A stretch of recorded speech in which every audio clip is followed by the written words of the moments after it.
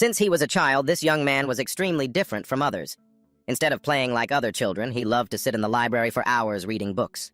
One day, his father ordered a man named Begin to go to the sea to exploit its resources. Lewin told the man not to take the road near the southern mountain range because the mana flow there was strangely abnormal. "What do you mean?" Begwin looked at Lord Adele. The Lord was also bewildered, having no idea what the hell his son was talking about. A few days later, during a night of thunderstorms and raging winds, Begwin finally returned, much to the Lord's relief. He had to take a different, longer route, and in doing so, he avoided a disaster thanks to the young master, Lewin. The road near the southern mountain range had been attacked by monsters. This news left the Lord utterly shocked, as Lewin had predicted that anyone who passed that way would run into trouble. Mr. Begin had saved his own skin thanks to listening to Lewin's advice. "Do you think he can sense the mana in the air?" The Lord didn't know what to make of it either. If it was true, Lewin would be the future of the Adele family. From that day on, he showed a natural talent for magic. At the age of 6, Lewin could already sense mana and could summon it. At 7 years old, when Lewin turned 10, he surpassed countless descendants of prestigious families at the Xenix Magic Academy, the top magic academy in the Radiant Kingdom, to become the valedictorian of the entering class. People called him a genius. Lewin began to dream of the future. He would elevate his family's name to new heights, but his journey came to a halt at the academy. On his first day of class, Lewin realized he was nothing. He couldn't even release mana externally. Before the eyes of the entire class, Lewin failed due to his mana disorder. For a mage, the inability to release mana from one's body is nothing short of a terrible curse. In that moment, everyone started to scrutinize his background. A mediocre family, and he himself had no talent at all. Their attitude did a complete 180, from respect to contempt. One of them deliberately bumped Lewin's shoulder and sneered, "Oops, I bumped into a useless bastard. Hope I don't become as worthless as him." Lewin was someone who couldn't perform magic in a magic academy, surrounded by those who had been jealous of him from the very beginning. Now he was nothing more than a plaything for their amusement. Lewin thought everything would end there, but he had no idea that a miracle was waiting at the deepest depths of despair. When the player's artifact was activated, his life turned a new page. Lewin felt as if his body was sinking deep into water. He was in a vast, endless space. A system window appeared. "You are the incarnation of Draa, the world destroyer." "What the hell?" Lewin was still trying to understand. Suddenly, a giant with glowing red eyes appeared before him. He saw the giant's lips moving as if trying to say something to him. Abruptly, everything before his eyes changed in a whirlwind. A few hours earlier, at the Xenix Academy training grounds, Professor Dodo, who taught combat magic, was having the class practice. "Now it's Lewin's turn." The professor only asked him to create a fireball. "Aim at the dummy 1 meter away." A fireball was a type of magic that any student could perform with ease, except for someone like him who couldn't use magic at all. Lewin was extremely tense. Could he do it this time? Professor Dodo looked at him with an encouraging gaze. Lewin began to focus. "That's right, I can't give up." Lewin conjured a fireball. Its size made the other students gasp in awe. How can one person have that much mana? Professor Dodo frowned, filled with anticipation. Lewin was just as anxious. Now all he had to do was release it like throwing a ball. But then it happened again. Lewin's arm began to tremble. His insides churned as if he had just ridden a roller coaster. And so he threw up his entire breakfast. I can't do it. Lewin wiped his mouth.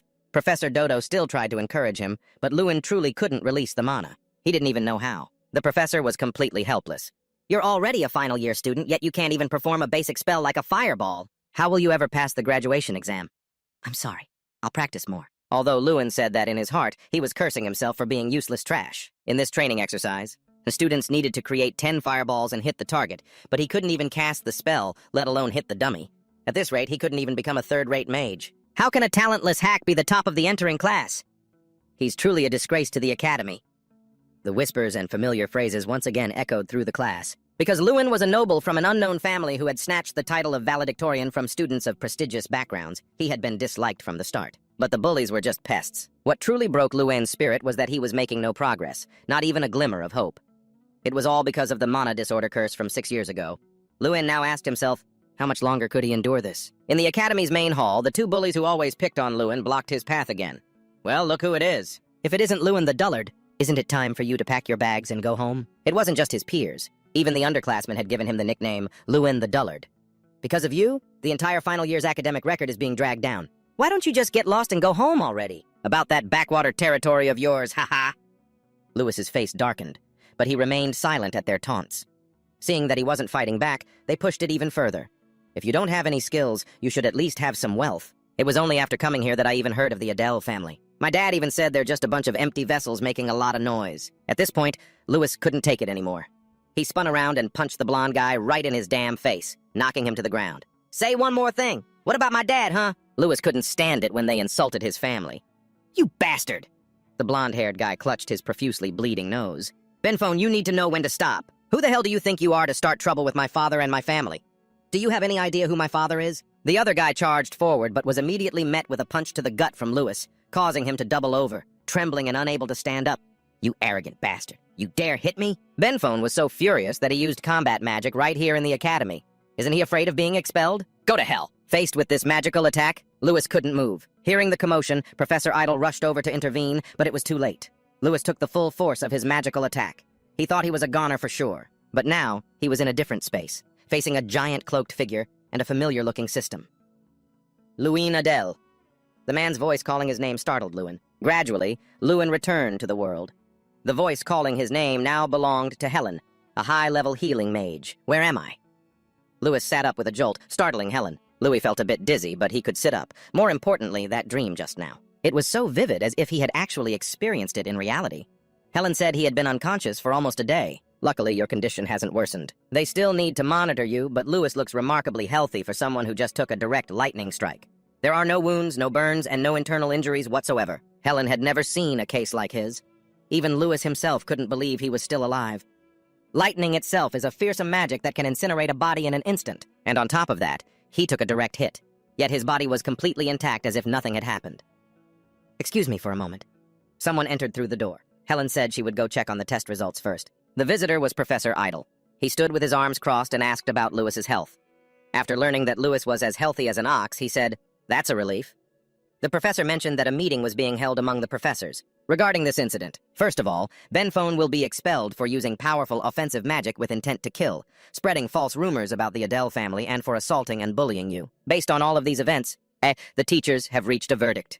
Of course, Lewin, you will also be punished for laying a hand on Ben. You will be required to participate in the Academy's volunteer activities for 1 month. After explaining everything, the professor had one more thing to ask Lewin. "Student, are you by any chance in possession of an artifact?" "What, sir?" Lewin was surprised by the professor's question. If he had an artifact, he wouldn't have been bullied in the first place. In any case, considering its value and rarity, the head of the Adele family would have surely used it for the family's benefit. The professor pondered.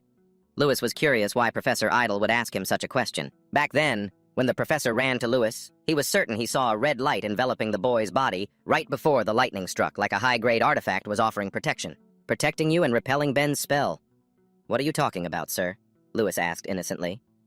Suddenly, he remembered the dream from earlier. Could they be related? "Aish, I must be going crazy," Lewis thought to himself. He confirmed once more that he didn't have an artifact. Professor Idle nodded without another word and left, leaving Lewis to wonder just what he was thinking. What Lewis had experienced was no different from a dream. The artifact. Draa, the world destroyer and player. Lewis had heard another phrase, too. He tried hard to recall it. It seemed to be status window. The moment he thought of the phrase, a blue screen suddenly appeared before his eyes, making him jump. "What the hell is this?" Helen, who had just opened the door, rushed in to ask how he was. Lewis immediately pointed at the panel. "Do you see that? The blue panel? What are you rambling about?" "Lewis, did the lightning strike mess with your head?" Helen asked curiously. She couldn't see it, which proved that only Lewin could. On the panel was information about Lewin, the incarnation of Draa. Draa was a sorcerer who was destroyed along with his world after pursuing infinite power. Since birth, he had lacked mana. Therefore, strength was the source of his power. Lewin is a player, and can open a status window and infinitely increase his strength by completing quests. "It's nothing. My eyes are just playing tricks on me." Lewin deflected so Helen wouldn't think he had mental problems.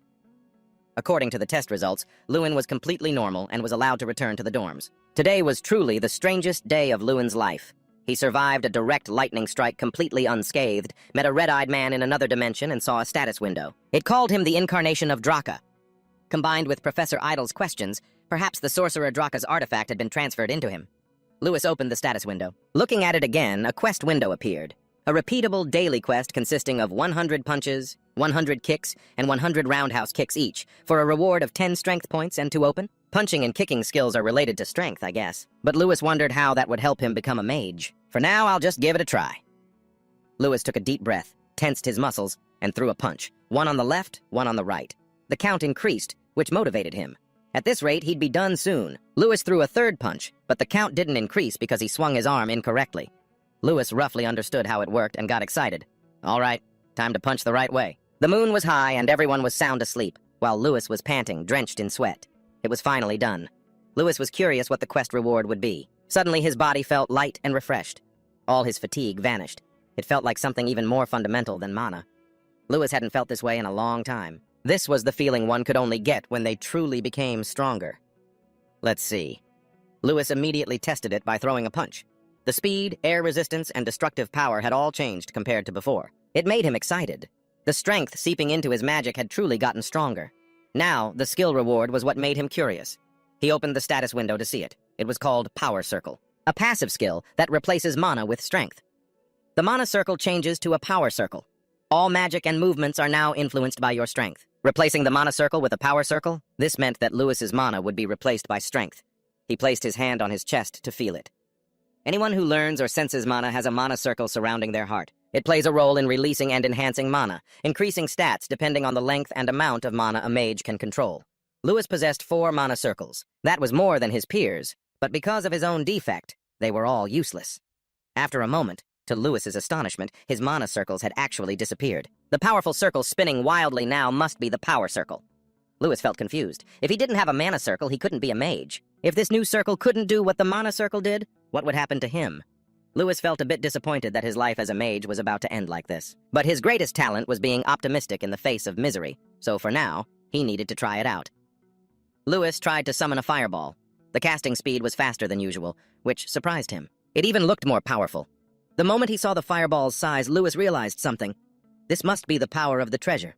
Sorry, Professor Two-Face. Magic has a basic activation mechanism. Before releasing its power, it needs 10 seconds to charge. But Lewis could skip those 10 seconds and create a fireball directly. With the strength in his body, Lewis clenched his fists in excitement. Is this the power of the treasure? What's this?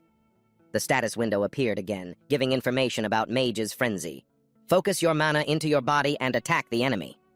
When you cast magic, a strength enhancement effect will be added, and the magic attack will deal additional physical damage. At first, Lewis didn't understand a thing, but that mage, Draa, also had the same mana disorder curse as him, and he fought by concentrating mana into his punches. How on earth did he come up with a method like this? Louis was incredibly impressed by Draa's perseverance and creativity. A new quest was added. It was to practice using the Mage's Frenzy method. Use the power circle and strength to attack a target. Lewis had never even thought of this method. If he could become a mage that way, he definitely had to try. Lewis cast a fireball, using it like a fist aimed at the target. All right! Lewis was overjoyed as he successfully used magic for the first time. Impact on the training dummy. Mission complete. And he was rewarded with 10 additional strength points. Not only that, but Louis's spirits had also improved significantly. He happily lay down on the ground. Lewis had always failed at releasing magic, and in the end, he succeeded by using his fists. At that moment, Lewis grew curious about Draa. What kind of person was he? But his body was gradually starting to feel heavy. What the? Did he train all night and actually fall asleep right here? He's probably not dead, right? He took a direct hit from a lightning bolt and is totally fine. The whispers around him woke Lewis up. As he stumbled to his feet, the other students jumped back as if they'd seen a strange creature. The weirdo's awake! You scared the hell out of us! Lewis had no idea why they were all gathered here to watch him sleep. Was it their first time seeing a handsome guy sleeping on the ground or something? Well, it made sense.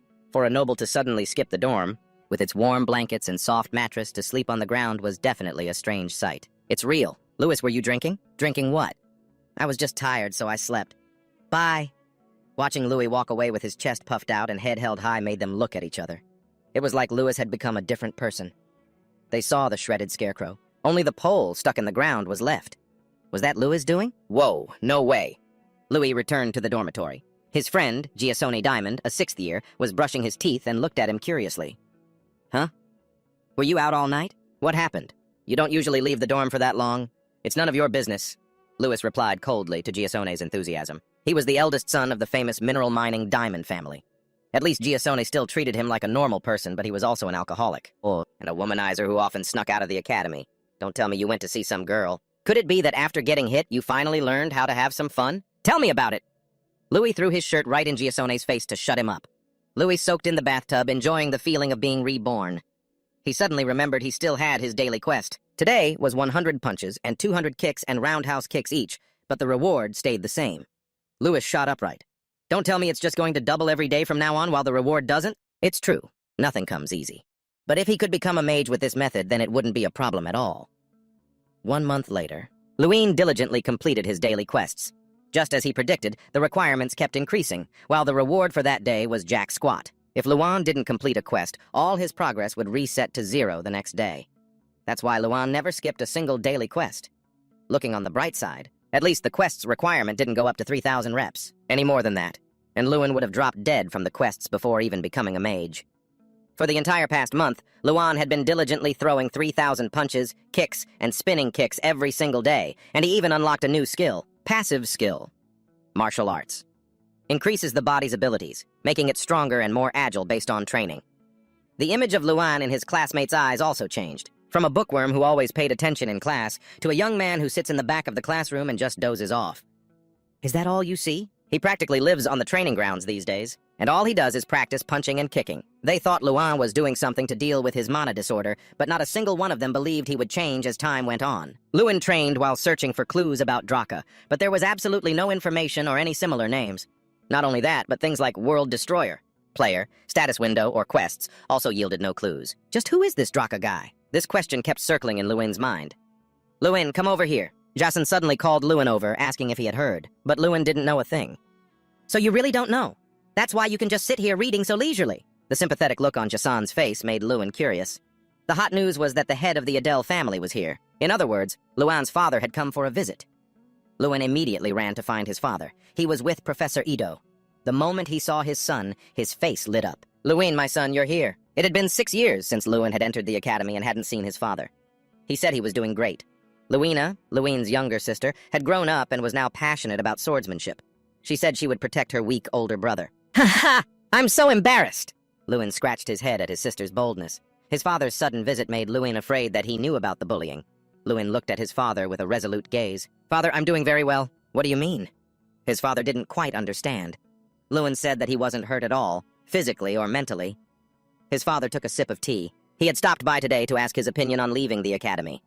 If things got too difficult, Luin could always return to their domain at any time. Actually, I figured that's why you came, Father. But Father, I think I found a way. Luin spoke honestly.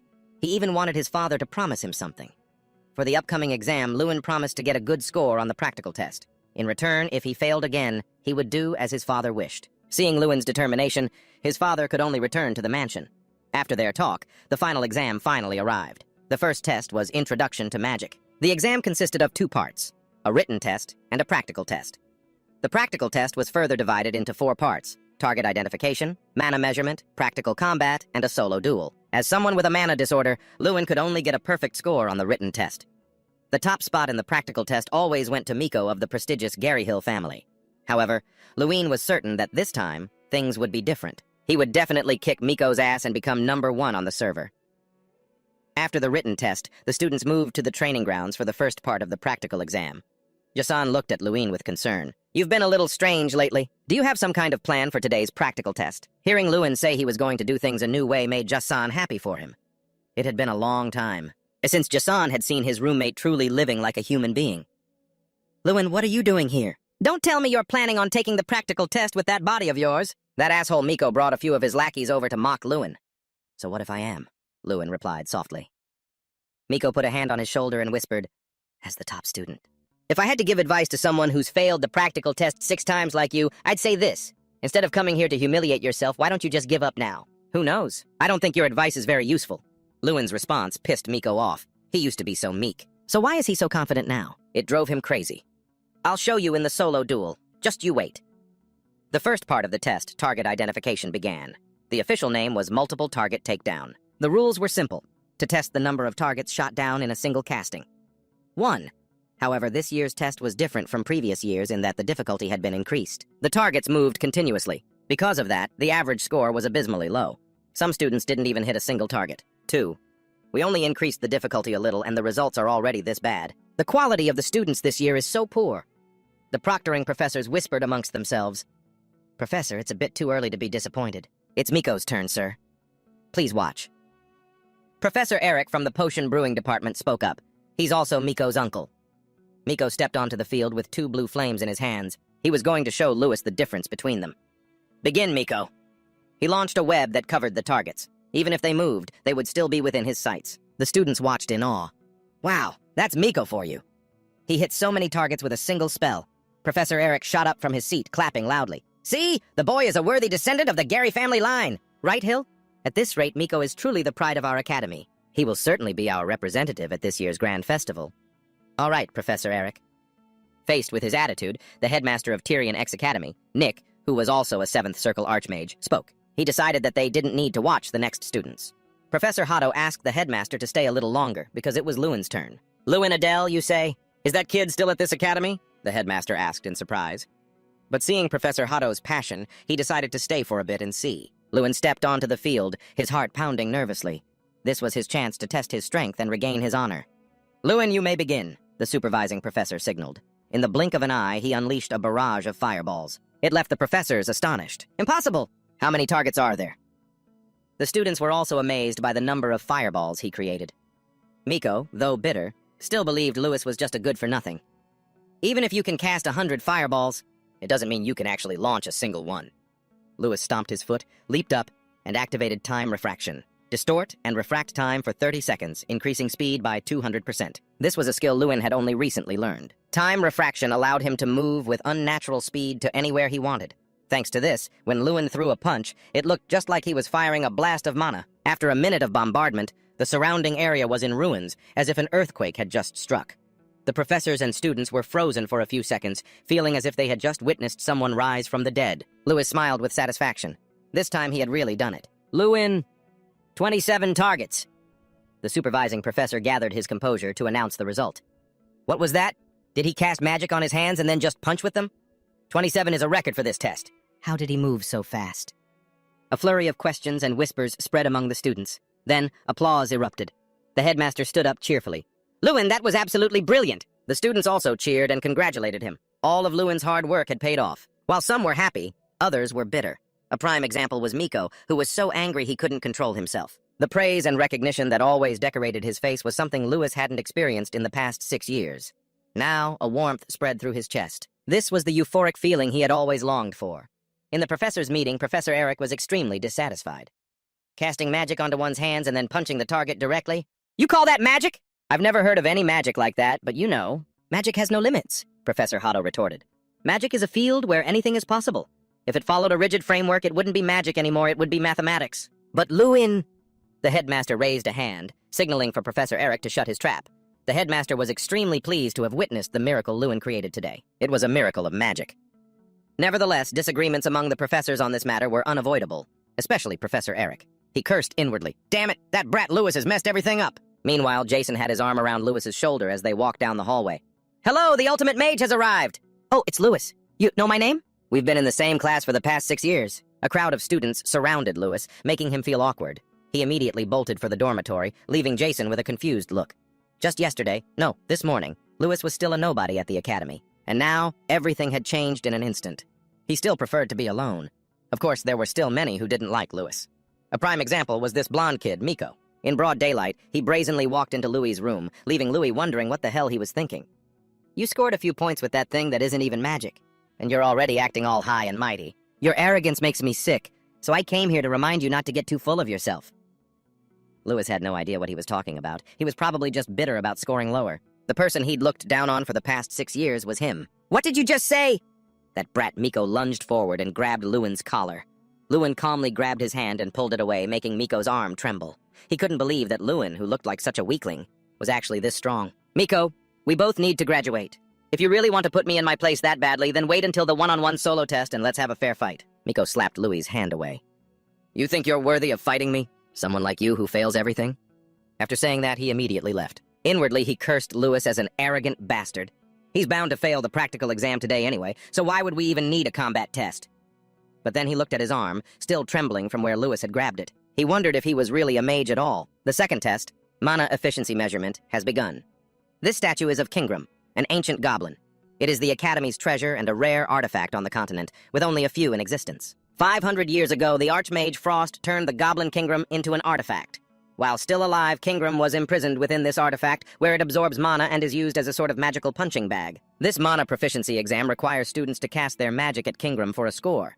But the students can't stand Kingram because he's an impossibly tough grader. A score over 20 is considered amazing. One student summoned some lightning that looked pretty impressive, but Kingram just said, "Go back to your studies, you 1-point mage. It's not too late to drop out, you know." The next student, who had been mocking the one before him, certainly made an impression on Kingram.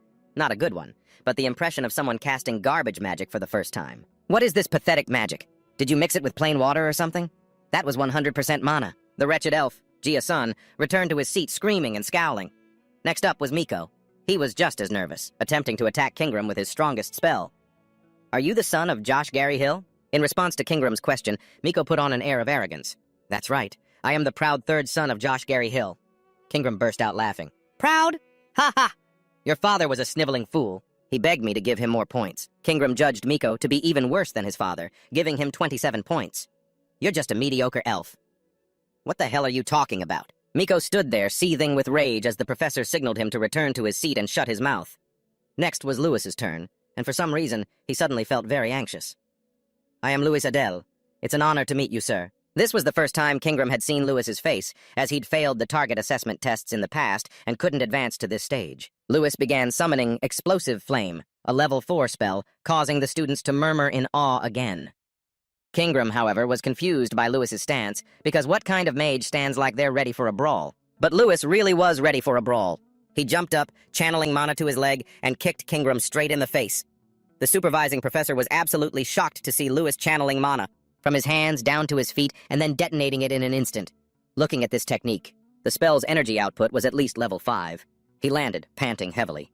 He had definitely cast Explosive Flame correctly. But why was Kingram reacting that way? Who are you? Are you Draa? Draa? The crowd was confused, wondering if he'd mistaken Lewis for someone else. But Lewis knew exactly who Kingram was referring to, a person of whom there was no trace, even after he had scoured through documents for the past 2 months. You know Draa? Lewis hoped Kingram would tell him more. As for Kingram, he found this all incredibly interesting. To think he would meet the embodiment of Draa at this academy. Kingram asked for Lewis's name. He would remember that name, and with that, he decided to leave. The professor wanted to know Lewis's score, but Kingram said he would tell him later, as there were too many people around. He also brought an end to this bland evaluation. This startled the professor.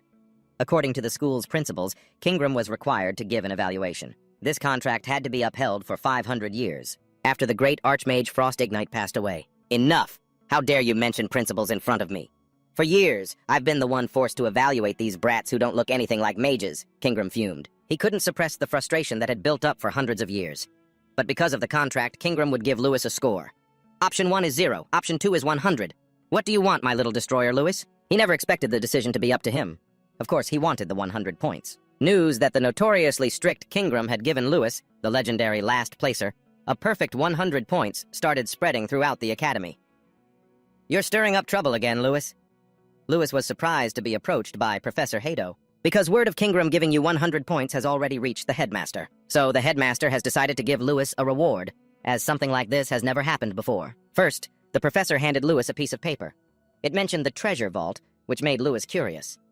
The professor then signaled for him to follow, and the two of them went to a secret staircase. This was the only restricted area in the entire academy, so Lewis wondered why the professor was leading him here. When they arrived at the door to the treasure vault, Professor Hado had to wait outside while Lewis had to enter alone, even though he had no idea what was going on. But the professor said it was a reward, so he figured he'd just go in and see. Inside was a vast room filled with priceless treasures Lewis had only ever heard about.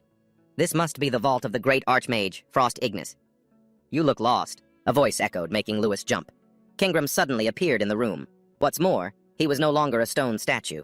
This was the only place Kingram was allowed to use his physical body. Thanks to the Archmage's mana that fills this room, he can exist in his original form instead of as an artifact. Louis nodded, also wondering why. Kingram had just said he didn't know his own true worth. Literally, you have absolutely no idea what your true value is.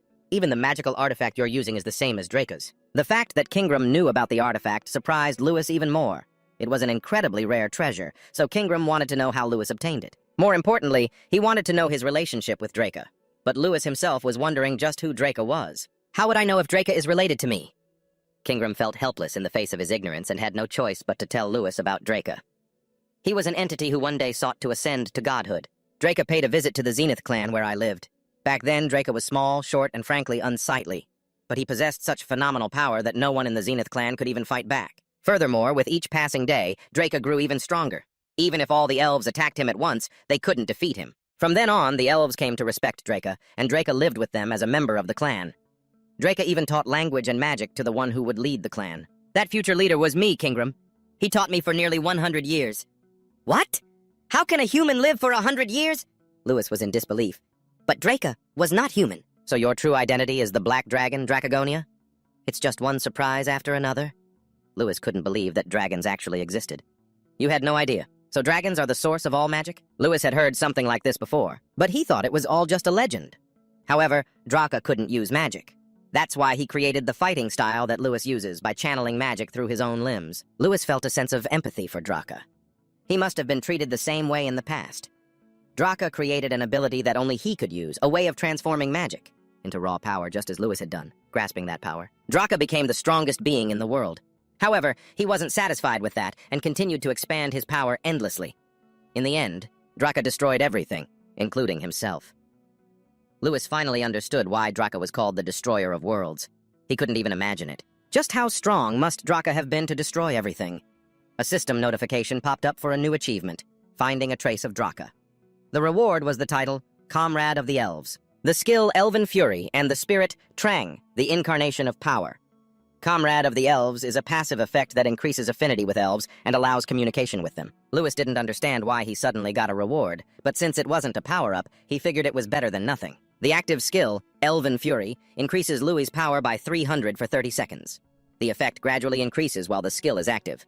Cooldown, 3 minutes. Just hearing that, you can tell it's a totally broken skill. Finally, there was Trang. A sphere suddenly appeared in his hand. Looks like you just received your quest reward. Draa used to stare into space and talk to himself just like that. Kingram reminisced about the past. Lewis immediately asked about the sphere in his hand. That's Trang. Not an item, but an incarnation.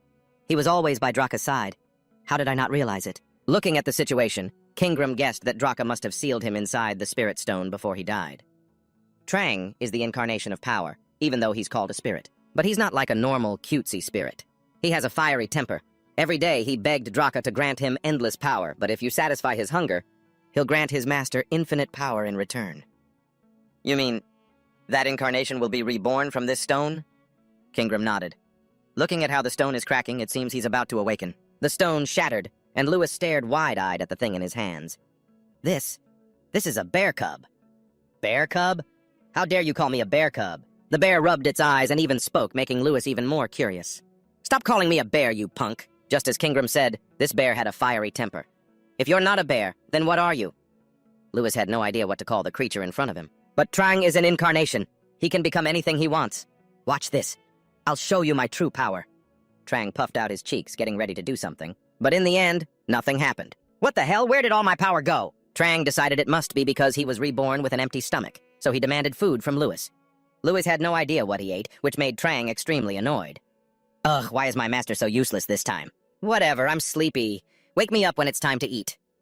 Lewis couldn't keep up with Trang's mood swings. He was more difficult to understand than any girl. Truly, some things never change. Watching Louis and Trang reminded Kingram of the old days, when he first faced Draa and Trang in the homeland of the Zenith tribe. He wondered what Louis would do next. By carrying on Draa's will, the power Lewis now holds will only make him stronger. It could lead him down the path of righteousness, or it could consume him completely. And so, Kingram wanted to know what Louis would do once he became stronger. The reason Lewis wanted power was to protect his loved ones from monsters and bring honor to his family name, and to prove himself to those who looked down on him and his family. Lewis smiled. He had too much to protect to let this opportunity slip by.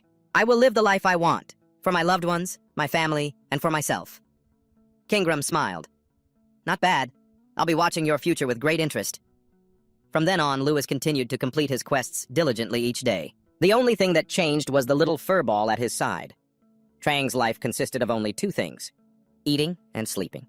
Every time Louis woke him up to eat, Trang would open his mouth as wide as possible and devour the power Louis gave him. He was crazy about food and ate a ton, but despite eating so much, Trang was still only at 1 star. His special skill, Companion, allowed Louis to share 100% of Trang's growth, giving him 100 power points.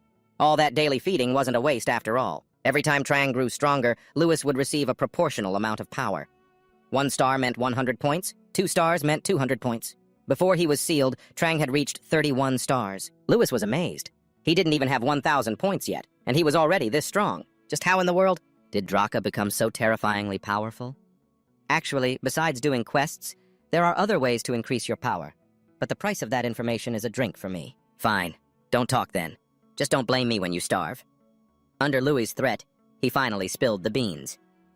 There are many ways to increase your power, like doing high-difficulty quests to get better rewards. You could forge items that boost your stats or find hidden treasures. You could even cook elf tendons to refine elixirs. But, Trang asserted, none of those methods are right for you. You need at least 1,000 power points just to unlock those quests. Besides, if your power increases too quickly, your body won't be able to handle it. Right now, you're basically just a toddler taking his first steps. And here I was, thinking I was already crazy strong. Turns out, this was only the beginning. His immediate goal was 1,000 points. Louis trained every day to raise his score, and by the time he reached 930 points, the third test, the practical combat exam, officially began. In this exam, the mages will be attacking from the rear, so there's a possibility of friendly fire during the chaos. Therefore, this exam, testing the mage's risk management skills might be the most important part. For example, when Jason was casting a fireball, he aimed it at the guarding knights. That got him disqualified immediately. The support team is the Forest Knights, here to ensure the students' safety and to evaluate their teamwork. The exam lasts for 10 days. It's all based on the points they earn. Each person will fight different monsters. On the final day, there will be 13 students with the top scores, so everyone is curious about what kind of monster will appear. A giant hydra emerged from the gate, growling, which made the students flinch. Hydras live in scattered herds across the continent, are larger than humans, and also possess intelligence. They have a violent nature, so wars between hydras and humans often break out. Sir, are you sure this is a good idea? What if someone gets killed by the hydra? Professor Two Swords immediately encouraged his students, saying that as mages, they must always remain rational to handle any situation. The test begins. The Forest Knights will be on the front lines to provide support. The mages attack from behind. Miko launched an ice spear at the hydra, but it immediately leaped up and aimed for him. Miko dodged, and Professor Two Swords shouted out a command. Miko wanted to get revenge for what happened the other day, but he was so scared he couldn't move. Professor Two Swords had to use his wood technique, summoning large vines to wrap around the hydra, restraining it so it wouldn't tear Miko to shreds. In the end, Miko was eliminated from the test. Professor Eric clenched his fists, furious that Miko had failed again. He would have to take matters into his own hands. Next up was Louis's test. Since he was the only one to receive a perfect score from Kingram, Eric suggested he be evaluated differently from the other students. To ensure fairness, the headmaster understood his point, but they didn't have any other monsters. Eric had already planned for this. When the Forest Knights brought the Hydra, they also brought an ogre. Before Lewin's test began, Professor Two Swords met with him to inform him about the change in difficulty. The Academy has high expectations for Lewin ever since Kingram gave him a perfect score, so his target will be changed from a Hydra to an ogre. Lewin's face twisted. Of all the monsters. Why make him fight an ogre? Trang scoffed. So your first real enemy is an ogre, huh? This is going to be fun to watch. The ogre's appearance was quite similar to the Hydra's, making Jason think it was the Hydra's leader. A guy standing next to him said, "You idiot, that's an ogre." Jason immediately felt uneasy and worried for Lewin. Even the captain of the Forest Knights was confused. Although he had made the suggestion, there was no way they could let a student fight an ogre in an exam like this. Ogres look similar to Hydras, but are many times stronger. They can crush a person's skull and break their spine with a single swing. The captain immediately questioned Professor Two Swords. But this was a direct order from the headmaster. It seems they want Louis to bet his life on this test. That's right. Louis stepped forward as the test taker. Seeing Louis's pale, delicate appearance, like that of a young master, he had no idea how he could possibly fight this ogre. The professor and the knights were supposed to protect Louis, but he's walking right past them. Hey, you're going the wrong way. Louis's position is behind the knights, but he's going to stand at the front. My spells are different from the others. If you stand in front, we can't protect you. It's not as easy to deal with as the Hydra. Yes, I know. Louis's answer made the captain frown. Why was he willing to bet his life on this? I have no other choice. That was all Louis could say. The captain couldn't see a hint of fear in him. It seemed Louis really was different from the others. Professor Two Swords signaled for Louis to get ready, then allowed the test to begin. The ogre broke free from its shackles and charged towards everyone. The knights shielded Louis, but he dashed past them, rushing towards the ogre. The captain yelled, "Don't! What are you doing?" Louis summoned a fireball in his hand. He threw a punch towards the ogre. The collision of the two terrifying powers created a shockwave. It was followed by an explosion of smoke and dust. The knight's captain silently prayed that Louis was still alive. From within the smoke, Louis's figure appeared. Not only was he alive, he was standing firm. Professor Two Swords smiled faintly, proud of his student. "Hey, you almost got yourself killed," the captain scolded Louis. Louis apologized to him. "But if I had told you beforehand, you definitely wouldn't have let me charge in.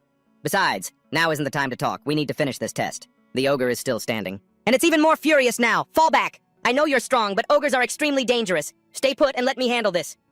But of course, Louis wouldn't just stand back and hide behind them. This was his test, so Louis would complete it himself.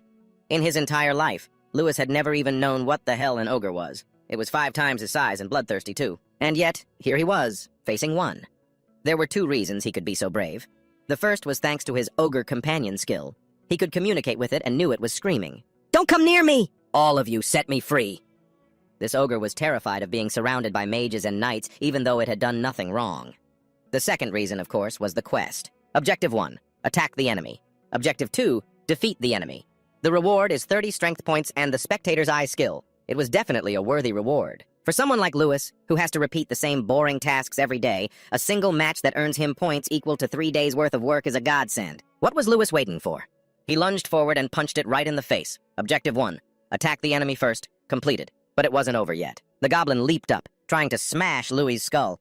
As light as a feather, Lewis dodged its devastating punch. He needed to find its weak spot and attack.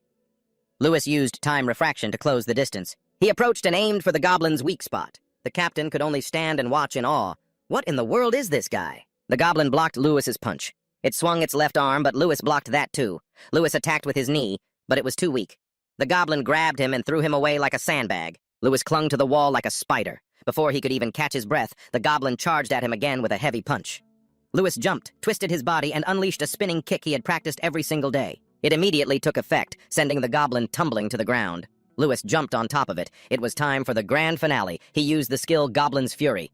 "Are you really human?" the goblin mumbled as Louis used a skill from its own tribe. "I don't think you need an answer to that, do you?" Louis replied, shocking it. "But in any case, it's time to end this." Lewis used explosive fire energy combined with the stacking effect of Goblin's Fury. He was gradually entering a berserk state, his power pouring out uncontrollably, forcing the Night Squad to retreat. A moment later, the goblin said nothing more. It seemed like everything was over. Trang, who was observing from the sidelines, was also surprised. Lewis had exceeded its expectations. Did he really take down the goblin? "Heck yeah! Go wild, Lewis!" The students erupted. After witnessing Louis's talent, Professor Eric gritted his teeth. "I can't believe he actually won!" The headmaster smiled with satisfaction. "That'll teach Eric to always find excuses to pick on Lewis." The Night Squad surrounded and checked the goblin's condition, confirming it had been defeated. "Lewis? Adele, who taught you those spells and combat skills?" the Knight Captain asked curiously. The fact that Lewis was entirely self-taught left him in disbelief. Lewis asked Professor Erdo about his test result. He was silent for a few seconds. Professor Erdo had thought Lewis couldn't handle it, but he didn't even have a chance to stop him. "You always exceed my expectations, Lewis. You passed." Lewis smiled happily. This was the sentence he had been waiting so long to hear. Mission completed. Lewis's reward also included the All-Seeing Eye, an active skill that allows Lewis to see into people's hearts, collecting and digitizing all information. It unlocks the invisibility skill and the ability to see others who are invisible. Now you've become a genuine player. Trang knew this skill very well. It was something only players possessed. Lewis could see enemies using the invisibility skill. They would have a faint outline around them. Next was the unlocking of the minimap. This function allows Lewis to observe everything within a 500-meter radius of his position. Lewis can also view a target's status window at will, however. The amount of information he can access depends on the target's level. Trang crossed her arms excitedly and said, "There are many more surprises." She told him to try using the All-Seeing Eye on the unconscious goblin. He just had to look at it and mentally say, "All-Seeing Eye." A status window immediately appeared. 3-star Bladewing Goblin, from the Stormfall Mountains. With blades growing from its shoulders, it's smaller and less aggressive than common goblins. Lewis tried looking at Professor Erdo. He was a level 6 mage, but he couldn't read the rest of the information. Lewis couldn't see the information of people whose levels were too far above his own. Once Louis gets stronger, the amount of information he can access will increase. So that's how it works. Lewis smiled, satisfied after the practical exam ended. Rumors that Lewis had defeated a goblin spread throughout the academy. "Lewin, how does it feel to be the talk of the town? It's exciting, isn't it?" Jia-sun was curious about his feelings, but Lewis himself didn't know what to say.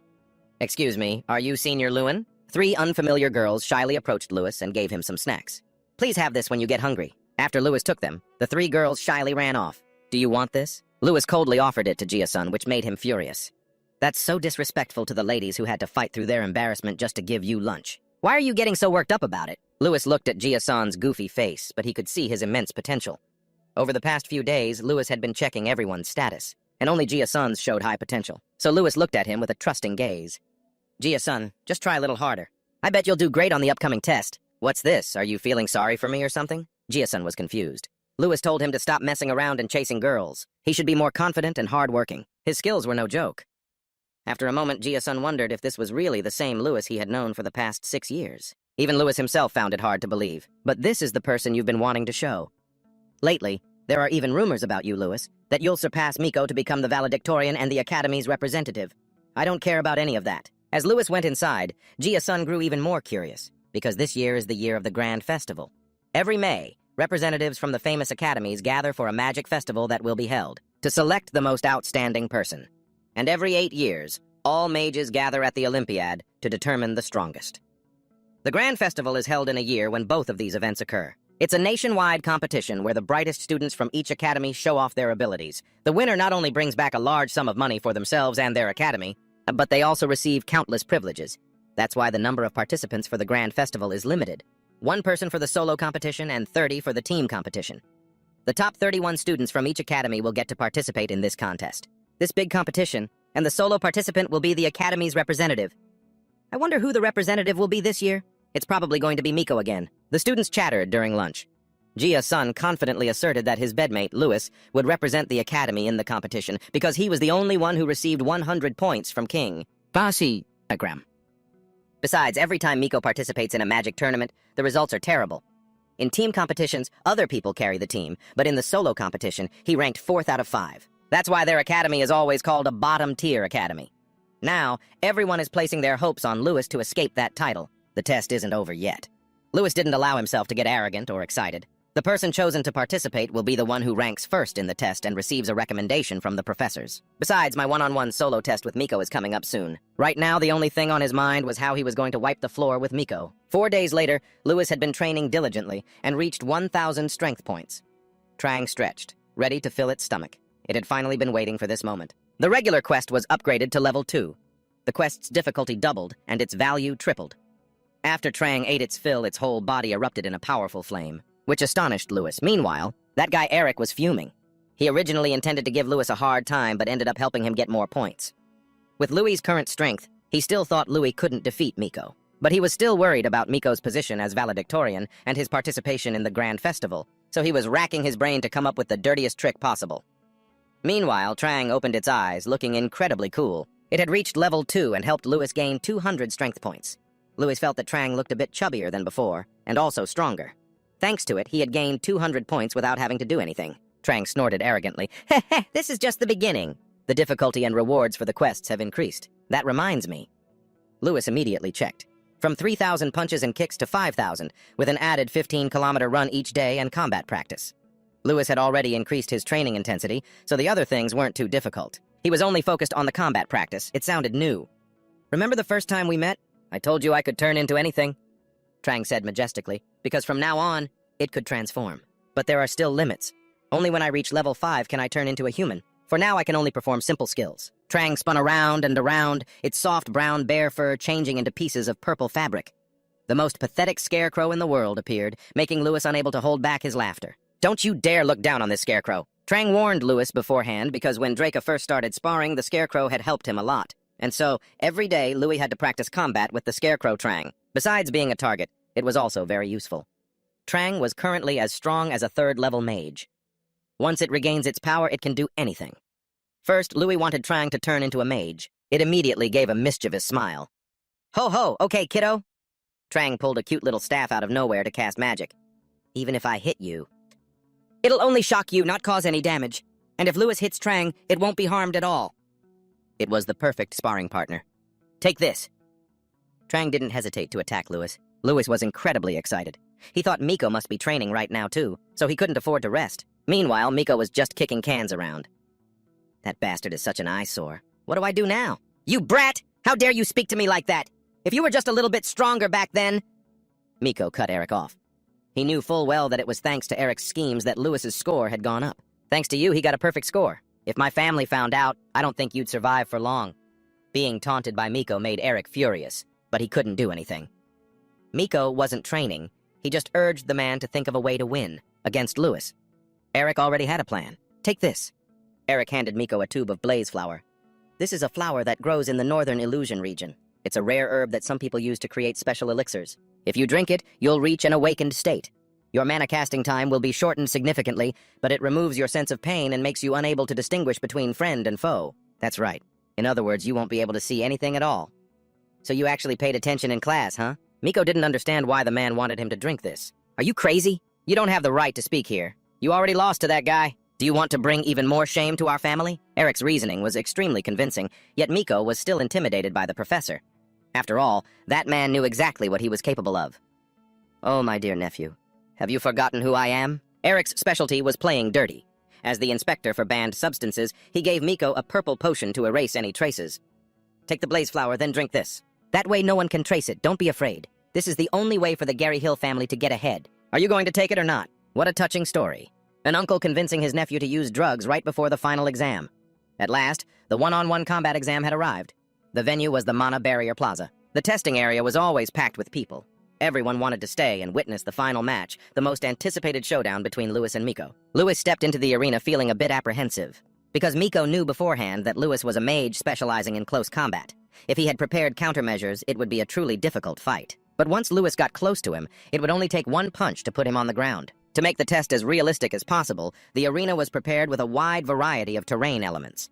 Both sides were ready to compete, but Louis noticed something was off about Miko. His expression was like a wild dog waiting to be let off its leash. Normally, Miko would have been running his mouth with all sorts of taunts before a match, but today he was unusually silent. Lewis had to use his observer's eye to check. In addition to his normal stats, Miko also had a hidden berserk status. Miko must have done something to conceal it, but the students had already been physically inspected before the test began. Then, Lewis suddenly remembered that Professor Eric, Miko's uncle, was in charge of the inspection. It was highly likely that the Gary Hill uncle and nephew duo, Bao, had covered for each other to cheat. The only thing forbidden in the fight was dark magic. The 4 types of elemental magic could be used freely. Points would be awarded based on the tier of the magic used. In this arena, the power of magic was reduced by 99%, so there was no need to worry about your opponent. Lewis raised his hand with a question. What if one of us is discovered to have used a banned substance and gets caught? His question struck a nerve with Miko, making his heart skip a beat. According to the rules, anyone caught using a performance enhancer would be disqualified from the match and fail the test. They could also be expelled, depending on the severity. After they composed themselves, both took their fighting stances. For now, all Lewis could do was draw his own conclusions. Since he was the only one who could see the status window, no one would believe his word. Lewis needed to find convincing proof. Prepare, begin. As soon as the signal was given, both of them lunged forward to attack. Go to hell, Lewis! Miko used vines to wrap around Louis's leg. Ha! A second later, Lewis broke free with ease. Because the arena only dampened the power of mana, it had no effect on Lewis's physical strength. In other words, his strength was still ridiculously overpowered. You think that's all I've got? Miko used Fire Roar, sending a giant flame shooting toward Lewis. Lewis used a flash step to get behind a large rock, dodging just in time. After seeing those 2 spells, Lewis could tell that Miko's casting time had been reduced, while his mana output had increased, even with the arena's restrictions. Seeing Lewis hiding behind the rock, Miko put on an arrogant sneer. Don't just hide! Come out and face me, you coward! Based on Miko's more than usual state of excitement and his behavior so far, Lewis guessed he had used the awakening herb and the blaze flower. His hands were trembling with extreme excitement. It reduces the user's ability to feel pain, and makes it difficult to distinguish between friend and foe.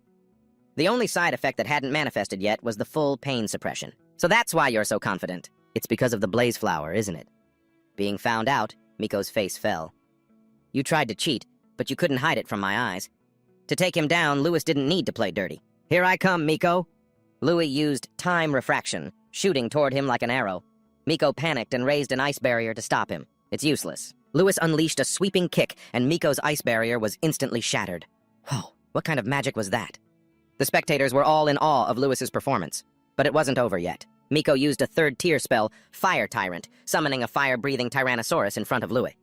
Lewis chose to face it head-on with his seismic punch. True to its name, its destructive power was like a real earthquake. Miko's little dinosaur was easily sent flying. The crowd was once again amazed as Lewis used earth magic to block fire. Miko was knocked to the ground. Lewis walked closer, causing Miko to panic. Ah, stay away from me! Don't be such a wimp. Take this. Lewis lightly flicked Miko on the forehead. Pop! The sound was so loud you could have heard it in the next country. It was just a small flick, but it packed the destructive power of a full-blown punch. A normal person would have been knocked unconscious from that blow, but Miko was still standing. He even let out a crazed laugh. Lewis, you dare to look down on me? Lewis didn't stop, continuing to lay a beating on Miko. He tumbled to the ground with the sound of cracking bones, but he still had the strength to laugh. Ha ha! That didn't hurt one bit! Even after taking so many consecutive hits, he was still conscious. Lewis realized he was at risk of dying from overdose shock. If this continues, it'll be dangerous. Wood prison! Lewis tightly bound Miko with tree roots, then raised his hand and declared, "Professor, Miko has used a banned substance." The supervising professor had to question Lewis, because if you're making a false accusation, you'll be disqualified. Lewis affirmed his claim with certainty.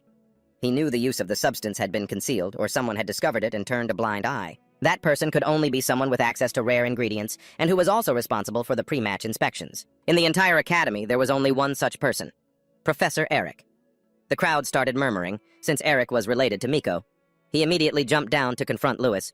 "Lewis, do you have any idea what you're saying? Are you accusing Miko of using a banned substance and me of turning a blind eye to it?" "Yes, sir. And I have a proof." Although he was a little intimidated, Eric called for another inspection. But Lewis knew full well that he had already used a special elixir to mask Miko's symptoms. "So, what is it you want now? Where is this so-called proof you mentioned?" Eric remained defiant. Lewis was about to show them right then and there. He stood before the large tree from the spell and lightly flicked his finger. The tree trunk immediately exploded and was incinerated in a flash. "That was the same forehead flick I used on him earlier." Lewis's statement sent a shiver down Eric's spine. This time they were in real trouble. One could argue that Miko's magic had simply improved through training, but there was no way he could take that many consecutive blows and still be conscious enough to laugh. Considering his current state, his skull must be rattling, and at least 4 of his ribs are broken, yet that Miko guy is still smiling as if he doesn't feel any pain at all. "Do you have anything else to deny, Professor Eric?" Of course, he couldn't argue because Lewis was absolutely right. The headmaster shot to his feet, clearly furious. "How dare you do such a thing? In a sacred place like this? Come with me to my office, immediately." The 4th exam also passed quickly. The depravity of the Gary Hill family line was exposed. Professor Eric went back to his hometown to raise fish, and Miko was expelled. From then on, the school started calling Lewis the Saint of Expulsion, instead of Louis the Dullard like before. More importantly, Lewis was summoned by the headmaster and now stood before the door to his office. It was a magical gateway. When Lewis stepped through, he saw a familiar scene, the Adele family domain. But he quickly realized this wasn't reality. There was even a chair called the Terran Throne, the seat of the Supreme Mage. Just then, Headmaster Lewin appeared behind him. "This place was created by the Eyes of Malarox, the leader who started the war of invasion on the continent. Frelia. Legend has it that he had the ability to make a person see what they desired most. After Malarox's body was refined into a treasure, the Eyes of Malarox became that very treasure, helping people see what they desire. What just appeared before your eyes, Lewis, was what you yearn for the most. That's right. What Lewis always desired was to restore the Adele family domain and become the most powerful mage. As for the headmaster, he saw a world where everyone acted according to their roles, a world where students are students, and mages are mages. The headmaster knew it was not something easily achieved, but it was what he had always wished for nonetheless. Before stepping through another door, Lewis looked back at the treasure. A scene of everyone cheering for him as he became the valedictorian appeared. That, too, was a long-held dream of his. After passing through the treasure's space, the 2 of them arrived at the headmaster's main office. Today, the headmaster had called Lewis to ask him something. "Among the countless forbidden substances, how did you know that what Miko used was burning flour?" Lewis answered honestly. First, Miko's attitude was not his usual self. He was violent, but there was also a restlessness to him. The amplification and flow of his mana were also abnormal, so I guessed he had used burning flour. "But from what I saw, you seemed certain. It was no longer a guess. Why is that?" The headmaster was curious. "Because the mana barrier in the hall only reduces magical power, it doesn't affect physical strength. And what I used was physical strength, not magic." He tried to avoid mentioning his clairvoyant eye as much as possible. "I was certain Miko had gone into severe shock. And yet he was still able to laugh and showed no signs of pain. That could only prove he had used burning flour." Hearing Louis's flawless answer, the headmaster was extremely pleased. Even though he's only 16 years old, he was sharp enough to immediately detect even the smallest changes in his opponent, especially under those circumstances. He also handled it with great composure. Plus, his magic skills are top-notch. "As the headmaster of this academy, I am very sorry about this incident. I sincerely apologize, Lewis. I promise I will not let the Gary Hill family harm you." In addition, the headmaster had another proposal, to nominate Lewis to participate in the Grand Festival this July. As the academy's representative, Lewis was utterly stunned. It was a position everyone coveted.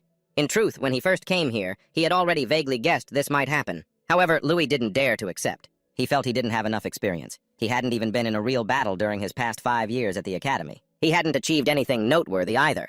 While the Grand Festival was a gathering of all the most talented people, Lewis didn't know if he was strong enough to compete. That's not a problem. The headmaster is a judge at the Grand Festival, and he believes Lewis is worthy of being called a championship contender. The headmaster affirmed that Lewis is a very promising candidate. The frightening thing is, Lewis is a secret weapon that no one expects. To everyone else, you're a mystery. There's no information about you. They don't know what techniques or fighting style you use. Therefore, they can't figure out a way to counter you. Because you were always in last place, they won't be on guard. It might sound a little disheartening, but this is your strength. This time, you'll deliver a blow that no one will see coming. What do you say? Should I join or not? At this point, Lewis could no longer contain his excitement. He would definitely do his best not to let everyone down. It seemed everything was going according to the headmaster's plan. So, he had invited a professor to help Lewis develop his physical skills instead of his magic. You still doing okay, kid? At a loss, Lewis stared in surprise at the person in front of him. This was Guter Perante, captain of the Foreign Knight Order, and one of only 5 Grade 5 knights in the Kingdom of Zedion. This was also the man who had tried his best to stop him during the 3rd exam. He never expected to be taking a physical skills class with him. First, Guter wanted to confirm a few things. According to the information from Professor Hado, Lewis is a special mage because you can only fight in close combat? Lewis nodded in confirmation. From what he had observed, Louis's movements were quite good. Fast, efficient, and without a single wasted motion. But, to be honest, one look is all it takes to know you've never studied martial arts.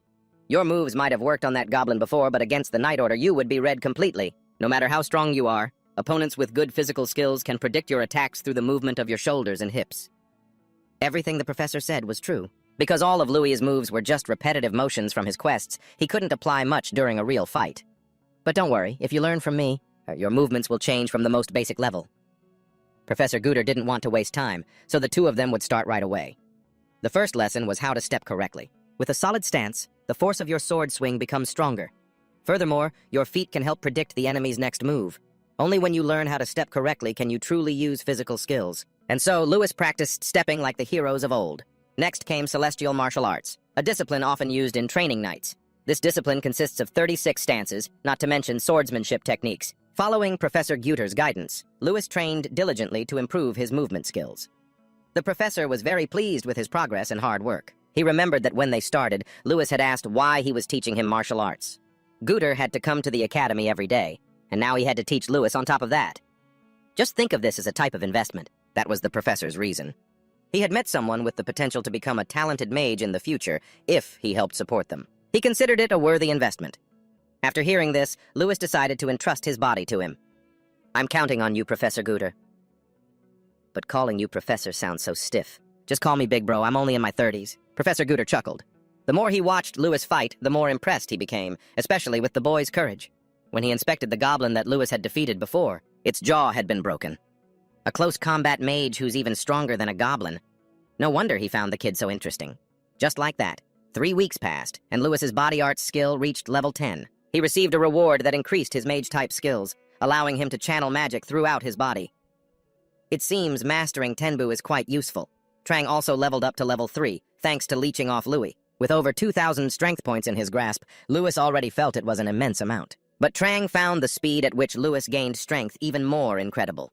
Even Draa took over a year after meeting her to reach that many points. Lewis! Jason came running up, panting. Did you see? Lewis had been so focused on his martial arts and physical training that he hadn't paid attention to what was happening outside. They've already posted the list of participants for the Grand Festival at the Academy Gate. At the opening ceremony, Lewis represented the new students on the podium, and just like that, became the target of envy and suspicion. In response to this jealousy, Lewis had acted pathetically for the past 6 years. All he could do was watch from a distance as Miko received everyone's congratulations. But now things were different. Lewis felt goosebumps all over when he saw his name as the Academy's representative. Hey, it's Lewis! Congratulations on becoming the representative! It had been a long time since Lewis had been able to enjoy congratulations like these. Finally, Lewis had become the Academy's representative once again. And Jason was there too, even if only in 31st place. When he was informed that Lewis had mastered Tenbu, Professor Haido was extremely surprised, even a little scared, that he was a level 5 student at the age of 16. He had faith that Louis could do it. Preparations for the Grand Festival went smoothly, and the day of departure for Antan arrived. Some students were riding a mana train for the first time, so they were very excited. There are only 2 transit points in the Duyan Kingdom, but in the ruined Duyan Imperial Federation, there are over 100. Tisk, look at these country bumpkins, making a huge fuss over a single mana train ride. That bastard is Henker, Miko's lackey, who participated in last year's Magic Festival with him.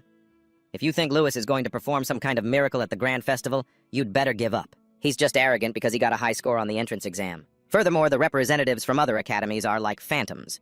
They believe they'd have a higher chance of winning with someone experienced like Miko. They don't accept Louis as the Academy's representative. This made Jason tremble with anger.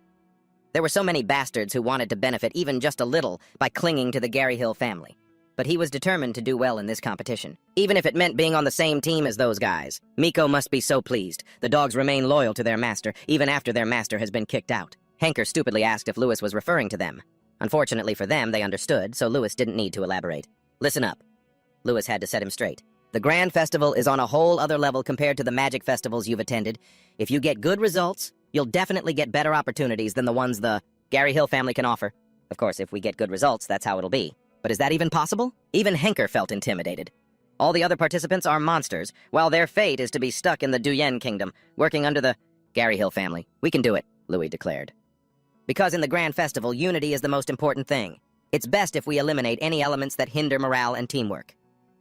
So, does that mean you'll be competing without us? Think it over on the way there. Consider who your representative is now, and more importantly, the Gary Hill family isn't here to witness your loyalty. Pissed off that he'd lost the war of words with Louis, Hanker yelled, "You're ruining your own first individual match! I won't listen to a single order from you during the Grand Festival!" On the Mana train, the most excited person was none other than Trang. She talked non-stop about the past, back when there were no Mana trains, making Louis's ears ache. Suddenly, the cabin door opened. I think I smell the stench of losers somewhere around here. Let's see. Ah, the country bumpkins from the Idiot Academy. 3 students from the Oyota National Magic Academy burst in. It's the only training school in Oyota, a sand kingdom built upon the desert, famous for its ancient history and for honing swordsmanship and the body to their absolute limits. Louis wondered what the Oyota guys were doing in their train car.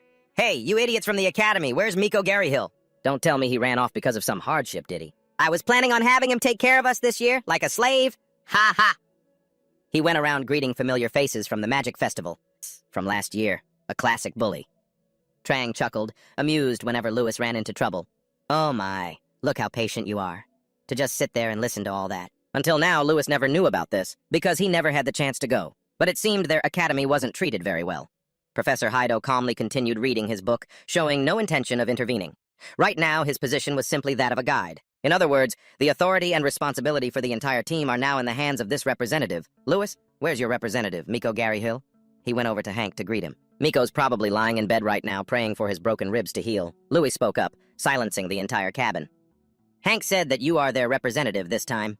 The student from Oyota, meeting Louis for the first time, approached him and introduced himself. I am Oyota's representative, Seta Mankiri. Louis also introduced himself. More importantly, that's enough with the greetings. If he's done causing trouble, then he should get his ass out of our cabin. Of course, you'll apologize for calling us a stupid academy before you leave, won't you? With a polite attitude. What did you say? Seta didn't expect to be shut down so coldly by Louis, leaving him utterly humiliated. Hey, Hank, didn't you tell him who I am? Seeing Hank remain silent, he was about to teach Louis a lesson. Louis understood the situation. This was why the participants from last year's Grand Festival were so scared when they saw the students from Oyota Academy. It was because they were bullied by Seta Mankiri. They do this deliberately to demoralize everyone before the match. Turns out the Grand Festival had already begun. So you want to go? Louis wasn't afraid to clash with him right then and there. Naturally, that Seta guy didn't hesitate and was about to charge in and get physical with Louis. Seta, stop! Oyota's instructor rushed in and scolded Seta in front of them.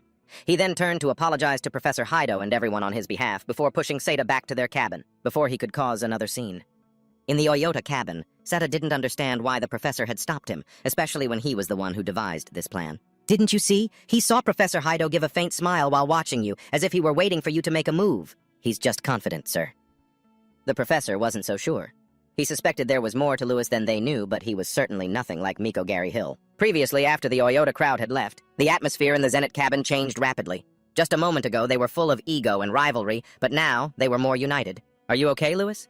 Why did you have to be so intense? Those kids have known how to fight since the day they were born. The other students were worried, as Louis had been ready to fight Seta. Louis wondered if they weren't bothered by their academy being so blatantly disrespected. As the representative, if I just sat back quietly, they would have loved it and looked down on us even more.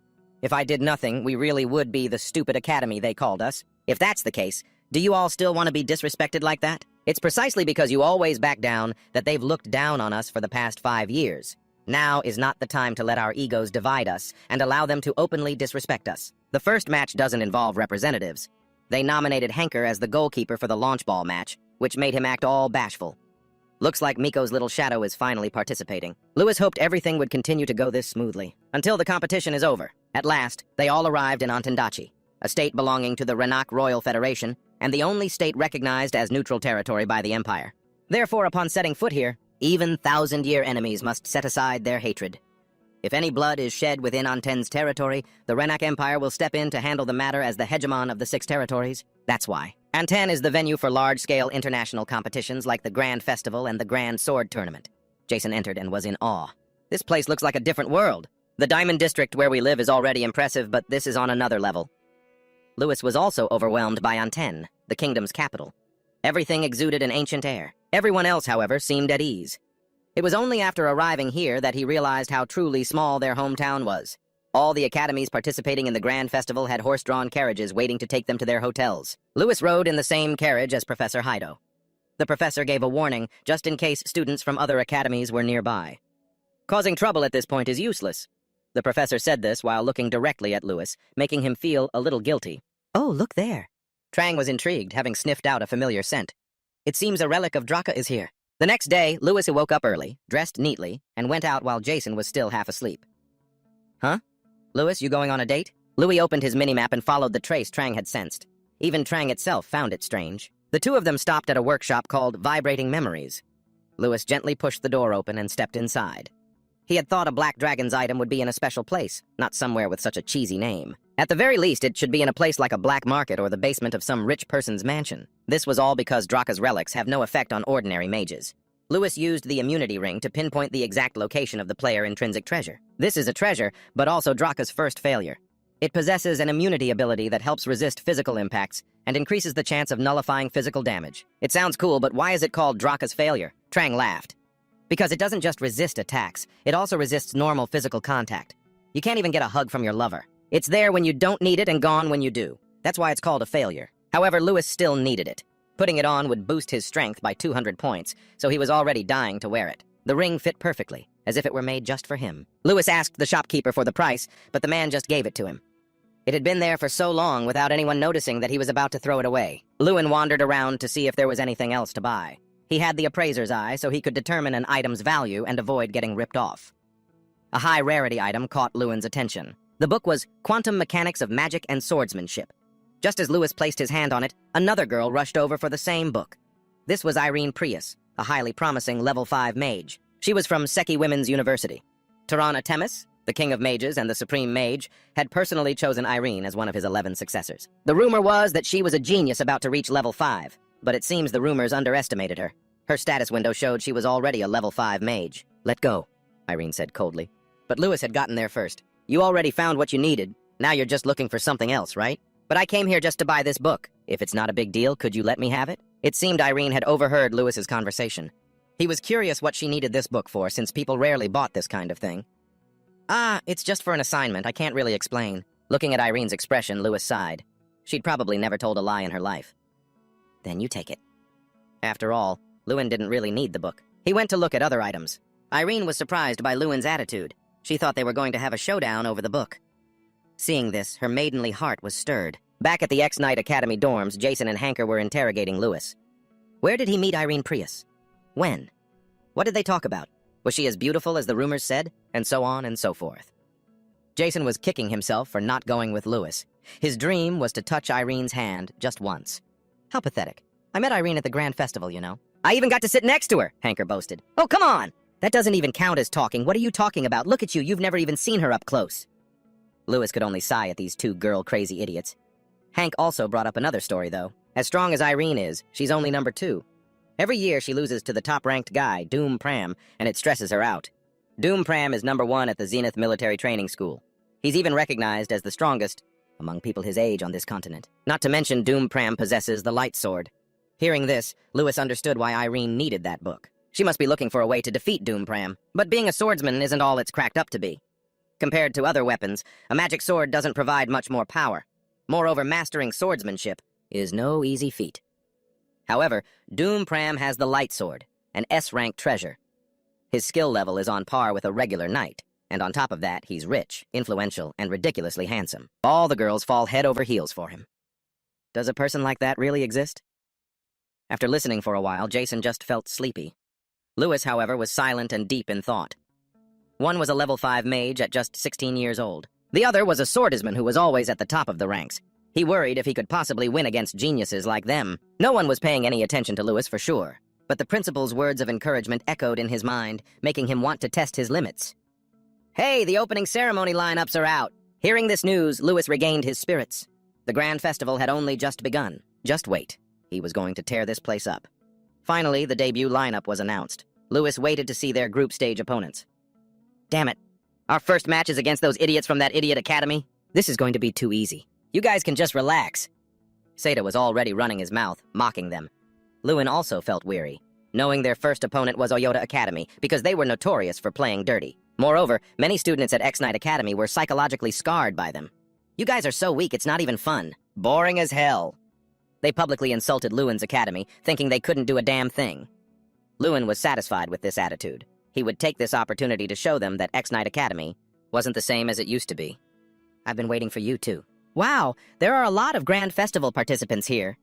Seeing Lewin speak up, the guy named Seda started to take notice. Lewin spoke loudly to everyone present. I'm Lewin Adele, the representative from that idiot academy you're all talking about.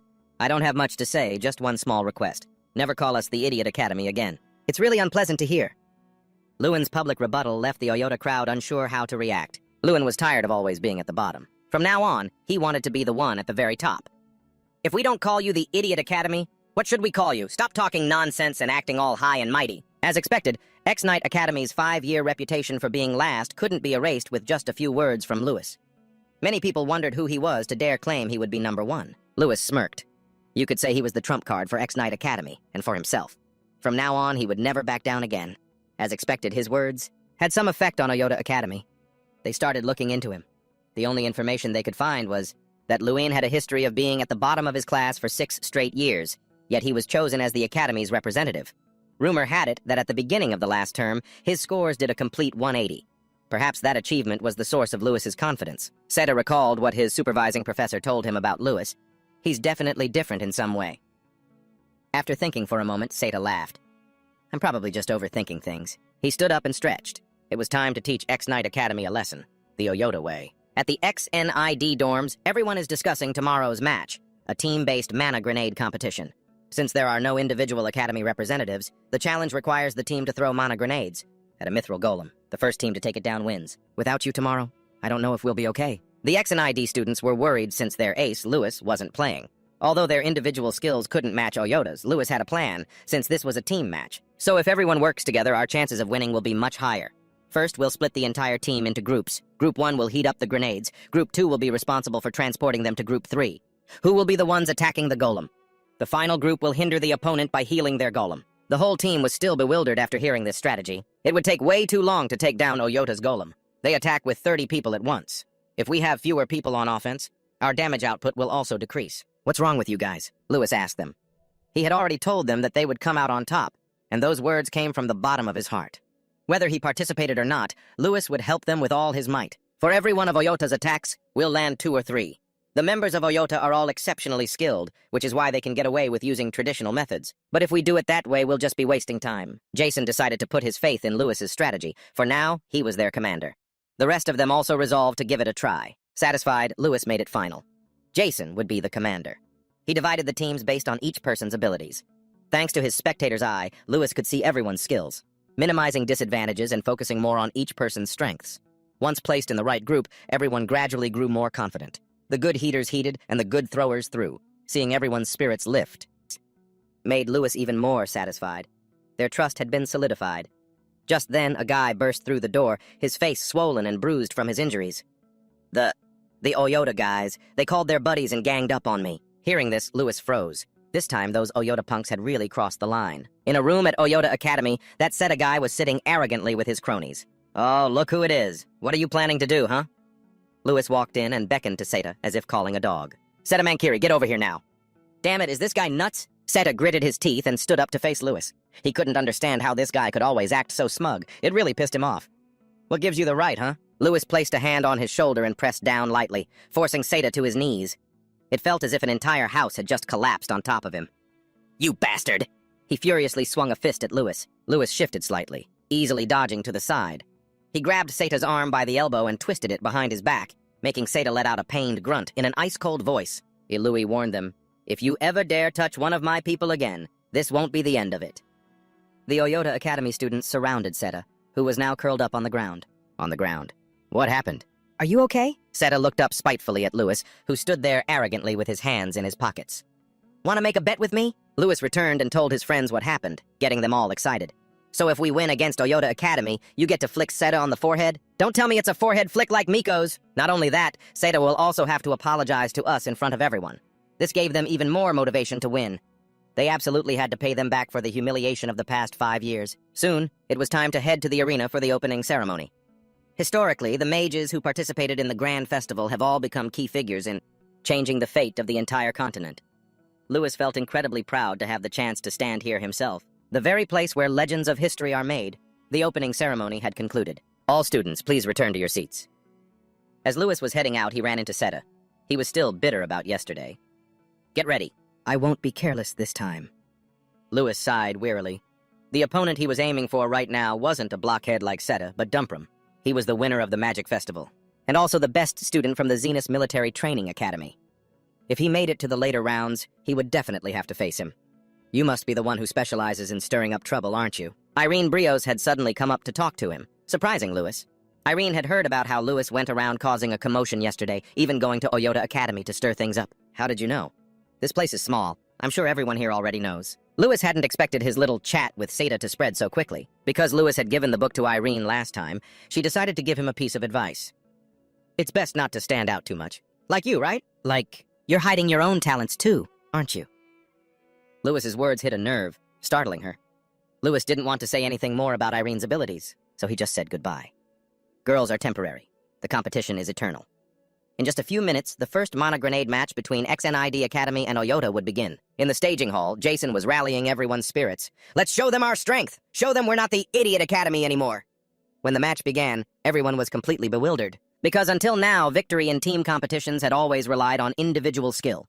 Arranging a formation like a group of knights was a strange concept to everyone. Even so, the majority still believed Oyota Academy would win. They're the ones who always act like they own the place. Heh, Idiot Academy lives up to its name. No wonder they're dead last. Aaron, watching the match, was completely astonished by what was happening. Team XNIT's golem had lost an arm. Jason was leading the grenade squad. From the sidelines, Lewin tried to direct the Henker groups. "All right, they're all warmed up. Mora and Ayake, you two assist with transport. Go." After a while, the XNIT golem's right arm was also destroyed. Seta, watching, was boiling with rage. How could these idiots be losing to the stupid academy? These guys are real bastards. They keep healing the golem, so it's not getting any weaker. The more Oyota's team attacked, the stronger the golem got. They were just exhausting themselves. Aaron was secretly impressed with Ignis's strategy. They were overcoming Oyota's advantage in individual power, thanks to their tactics. But for this strategy to be effective, one must grasp the abilities of each person. Like when Lewis found the book Irene needed in just a few seconds. That had caught her attention. Now, he was even able to group the members based on their individual strengths. Just who was this Lewis? She'd never seen him in any of the previous magic festivals. This is the final move. Jason, grenade in hand, threw it towards the golem. It shattered into 100 pieces. And it wasn't just the golem that broke. Seta's heart shattered right along with it. He could only let out a cold snort. Now where am I supposed to find a hole to crawl into? Woohoo, we did it! In the event that everyone thought Oyota Academy would win, victory instead went to the academy they called Stupid. Everyone rushed towards Lewis. They threw their arms around his shoulders and neck. Even without participating directly, Lewis had carried the team on his back. So Oyota is at the bottom of the rankings, are they? If that's the case, should we call them Oyota the Flunkers? Ouch, that's gotta sting. The whispers from the stands aimed at Oyota Academy made them not know where to hide. Next up was the Capture the Flag event between the Academy representatives. The first match was between Louis and Seta. As soon as he stepped onto the field, Seta mocked him. "Why do you look so tense, Lewin?" Currently, XNIT Academy was ranked in the top 20 out of 32. Lewin thought that was just about right. After the first match, people were starting to pay attention to them, but it still wasn't enough to shed the label they've had for all these years. That's why this time, Louis decided he would win spectacularly.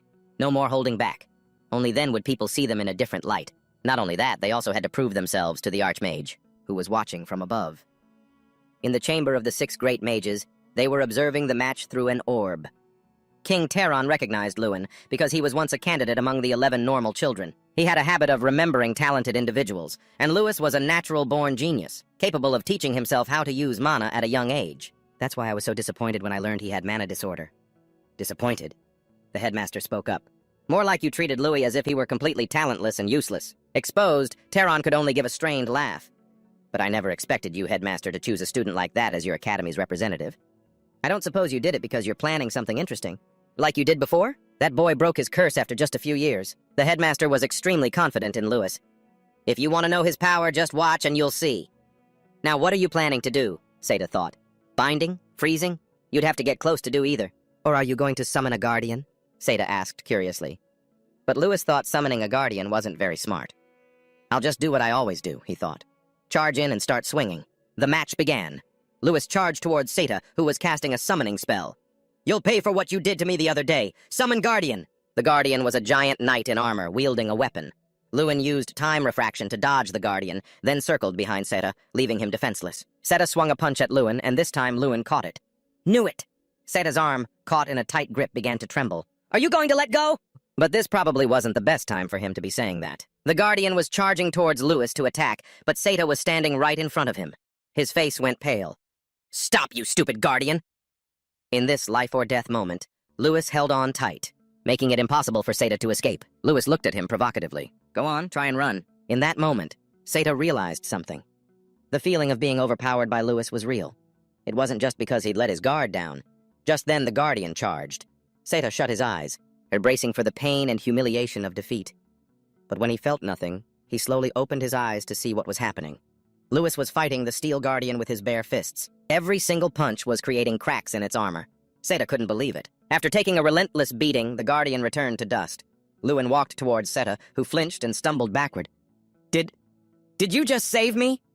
Save you? Lewin couldn't believe he was stupid enough to think he would save the person who had humiliated his friends. The reason Louis intervened was because he wanted to finish Seda with his own hands. Remember our bet? It's just a little forehead flick. An irresistibly crisp thwack echoed out. Seda's entire body flew backward from Louis's flick. The only thought in his head was, the sky looks so blue today. Holy crap! The crowd winced, feeling the pain in Seda's stead. The students of XNYT Academy exploded with emotion. Victory had never felt so satisfying. Having both won the match and gotten his 5-year revenge, Louis had attracted everyone's attention, including that of the underworld king, Taron. The headmaster sitting beside him sighed and thought to himself, here we go again. Taron was trying to suppress his anger. He, a demigod, the only mage to reach level 8 and known as the Supreme Mage, had never seen magic like the kind Louis used. Just who are you to make my heart stir like this? Tyron Ignis, tell me everything you know about Louis Adele. Faced with Taron's command, the headmaster chose his words carefully.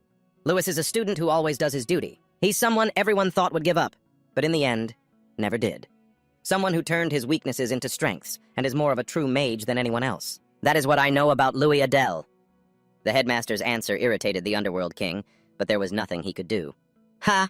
Are you trying to protect your student from my curiosity, Tyron? What if I just summon Louis here and ask him directly? Faced with Taron's coercion, the headmaster couldn't just sit back. If you intend to force the boy to talk, then I'm afraid I'll have to stop you. Taron gave a wry smile. The headmaster was using a mage's right to secrecy, the Millie Oath, so he wouldn't be allowed to question Louis and could only sit there eating cake. They drank tea and chatted for a bit. The underworld king, Taron, was obsessed with reaching the limits of magic. He was determined to find out what kind of magic Louis was using so he could obtain it for himself. That night, at the Drink or Die bar, Louis held his head in his hands, exasperated. We've only won one round. We should be focusing on resting right now. The other schools are partying too, so why stress? Let's get wild. Louis's words fell on deaf ears. Jason chimed in, trying to pull Louis along. Come on, let's celebrate the victory. It's a grand festival, after all. They have vanilla antenna coconut juice and even dragon kiss. Louis had no idea what the heck a dragon kiss was, so Jason started his sales pitch. You know I've always been a patriot, right? Turns out it's a specialty from Jason's hometown. But that's not why he ordered this bottle. Just one sip and you'll feel like you're French kissing a dragon. Come on, Louis, don't make that face. Just give it a try. Just one glass will take you to heaven. Just one glass to taste perfection. A large figure suddenly appeared behind them. It was Seta Mankiri. His appearance shattered the atmosphere. Jason immediately stood up and tried to shoo him away like an evil spirit. His sudden appearance ruined all the fun. Louis was also on guard, wondering why he was here. Are you here to start something? I came to apologize. Seta struggled to get the words out. Both Louis and Jason froze solid, witnessing a scene they had never seen before. I'm sorry for looking down on you all this time. After being defeated by Louis in the arena, he realized he shouldn't look down on others just because they're weaker than him. There are many people in the world stronger than Seta, so to someone else, he could also be the weak one. Seta truly felt that what he had done all this time was wrong. Wait, what's with the sudden change? Jason couldn't believe his ears. Seta also knew that if he said this, it wouldn't be easy to be forgiven. So he bowed before all of them to express his apology. Man, this is awkward. Everyone was unsure how to react to Seta's actions. He also apologized for ruining the atmosphere and decided to leave immediately. Seta, are you apologizing because of the bet, or are you genuinely sorry? Lewis asked him directly. Seta put on a repentant puppy dog face, assuring him that everything he said was the truth. Lewis let out a sigh of relief, walked over, and held out his hand to him. Thanks for the manly apology. Seta was a bit surprised, but he also reached out his hand to make peace. Everyone else accepted Seta's apology, and so they all gathered together, arms around each other's necks, chugging bottles of Dragon Kiss. Suddenly, Louis's eyes snapped open. Jason and the others looked at him and burst out laughing. You're awake, are you? Do you remember what happened yesterday? You must really like Dragon Kiss, huh? Hank's comment made Jason and the others laugh until their stomachs hurt. Yesterday, Louis was crying and saying, "Thank you guys for believing in me. School life is so hard." I never expected the perfect Louis to have a side like this. From now on, Jason and the others had something to tease Louis about. He walked down the hallway muttering, "Those little devils. I just woke up and they're already starting trouble. What kind of drink is Dragon Kiss to make someone so emotional? From now on, I'm staying 100 meters away from it." Louis, did you sleep well last night? This time it was a running into Seta, which made Louis even more flustered. Last night, the two of them had apologized to each other and promised to be sworn brothers from now on. Louis turned red and ran off. Meanwhile, Seta stood in the middle of the hallway and shouted, "My friend! See you later!" Out of the frying pan and into the fire. Louis ran right into the two-headed professor. Wherever you go, trouble seems to follow. The professor's words made Louis flinch, but the professor wasn't referring to that. Instead, he was announcing that someone wanted to see him. The headmaster is worried because this person is dangerous, despite their kind appearance. This description made Louis even more curious. It turned out the person who wanted to see him now was none other than the master of hypocrisy, Underworld King Tehran. The two-headed professor had to remind him to be careful, because people like him who hide their true nature are more dangerous than high-level wanted criminals. Louis promised to keep that in mind after the examination period ended. The professor would inform him of the time and place later. After hearing Louis's story, the other students were incredibly excited. The Supreme Mage, Underworld King Tehran, is watching us? And so they had another reason to win. Louis had already thought of a strategy. It's called Defend If You Can. The next match is Arrow Ball, a game that uses magically guided arrows. They fly around constantly. Each team has 9 members, split into offense, defense, and goalie positions. The team that gets more arrows into the opponent's goal, it wins. The rules are simple, but the game is highly tactical. You have to know when to use defensive spells, when to cast restraining spells, and how to catch the arrow ball, and throw it into the opposing goal. Normally, you'd have to consider a lot, but with Louis here, the rule book is just a suggestion. He shot like an arrow toward the enemy goal. They threw every kind of magic they had to stop Louis, but it was all useless. In the stands, Seta was cheering for Louis even louder than the students from X-Knit Academy. Everyone stared at him judgmentally. What's wrong with that guy? He was throwing a huge tantrum after losing yesterday. Louis must have beaten him so badly he lost his mind. What did you just say? Don't you know? You trade blows first, then you become brothers. Yeah, but Louis was the only one doing the punching. No one dared to say it to Seta's face anymore, whispering behind his back instead. Seta wasn't just pretending to be friendly with Louis. After their duel, he was convinced Louis would be the sorcerer of the next generation. Aaron from Secadelian Women's University, Malkin from the Frelia School of Sacred Arts, Doom Pram from the Raynot Military Training Academy. Seta had personally fought the best of the best at the Grand Festival. But Louis was on a whole other level. He wasn't just strong. Louis also had leadership skills and patience. Seta never expected Louis would actually agree to be his friend after all that. "Captain, they're coming for us! Aren't we going to talk strategy?" So Seta couldn't cheer for Louis anymore. Not that he needed to. The opponents were already trying to stop Louis with everything they had. Fire, ice, earth, wood. They threw every damn thing they could at him. Louis dodged every attack and charged right at them. "All done? My turn." Panicked, they threw up a thick, magical ice wall, but Louis shattered it with one punch. He turned the flying debris into a volley of ice shards, sending them right back at his opponents. With Louis around, did you all just forget about us? While Louis threw their formation into chaos, Jason caught the arrow ball. Their defense was in tatters. They had no way to block him. "Take this." Jason's specialty is his throwing arm, raising the score to 2-0. After that, all eyes were on Louis. Jason and the others used that opening to attack the weakened defense, completely breaking through their lines. The entire stadium couldn't believe their eyes. A normal arrow ball game has maybe 3 to 4 goals, but X-Knit Academy scored a record 11 goals, forcing the other team to surrender. There wasn't a glimmer of hope for them to even score a single point for pride. Looks like that kid wasn't just talking big. He might actually be the real deal. The crowd's opinion of Exnit Academy started to change. Back in the waiting room, Professor Hado came to find him. "Your appointment is set, tonight at 7 o'clock. And remember, don't eat anything beforehand." Lewis walked nervously to the meeting point. The principal was already waiting for him outside. They passed through a magic door and inside. "Welcome." Overlord Terran was seated on a throne, every bit the king. Louis was startled by the sheer force of his magic. Is he a dragon too? Tehran was a supreme sorcerer, on the verge of becoming half human and half dragon, so it wasn't all that surprising. Overlord. Terran had prepared a lavish dinner. He said he'd known of Louis for a long time. 5 years ago, Terran had observed him from afar during his search for the 10 prodigies. Louis himself was once on the list of 11 candidates, but things were very different now. "I'll get straight to the point. Can you tell me what exactly happened to you all this time?" Louis understood. In Tehran's eyes, he was just a mistake. Living proof that even a supreme sorcerer could be wrong. He wanted Louis to admit it himself, just to prove that he hadn't made a mistake. But right now, there was only one thing Louis could say. "It seems that no matter how talented I am, my efforts will never be recognized." Terran propped his chin on his hand, looking puzzled. "Effort? Are you two related or something? Why is it always about effort?" The principal smiled at Louis. This was why he was so fond of the boy. "In that case, what efforts have you made?" Louis answered honestly that he had recently been focusing on martial arts. I overcame my mana disorder through martial arts training, and that's how I gained this immense strength. I can even cast magic without an incantation now." "And you expect me to believe that?" Overlord Tehran guessed that Louis must have used some artifact that even he didn't know about. "It's possible," the principal agreed, which made Tehran shrug at a loss for words. "Well, there's still plenty of time. I'll continue to observe you. Let's see if all that effort of yours amounts to anything against my prodigies." Louis just smiled. Let him watch. He was just as curious to see how the Supreme Sorcerer's chosen ones stacked up against him. Is that so? It was the first time Overlord Terran had been talked back to like that. He didn't know how to react. After Louis left, Overlord Terran turned to the principal of Exnit. "Are you afraid I'm going to eat your student alive?" "Talented sorcerers are always welcome. I'm just a little curious, that's all." The principal didn't know what to say to that blatant act of innocence. He could only wonder what else Tehran was curious about. Tehran figured the headmaster didn't have any secrets to hide from him, which sparked a different kind of curiosity. "So nosy for an old man. Then again, I've seen it all. That brat subtly threatened me." The headmaster was speechless. Louis was just an innocent, naive boy, but in Terran's eyes, he looked like a villain. Tehran noticed that Louis showed no fear at all, while countless mages trembled before him. How interesting. I hope the brat I've taken an interest in can actually accomplish something. Just then, the crowd in the stands was cheering, chanting Doom Pram's name. He scowled, disliking the sound of the fans. To him, it was all just fleeting noise. Another person rushed in to report something. His face darkened as he asked, "Are you sure?" "Positive. I saw it with my own eyes. That guy, Louis, went to the tower with Headmaster Zenik." This news made Doom clench his fists in bitter resentment because the Overlord wasn't testing him, but was testing someone else. Louis had caused quite a commotion at the Grand Festival, so Doom had watched his match.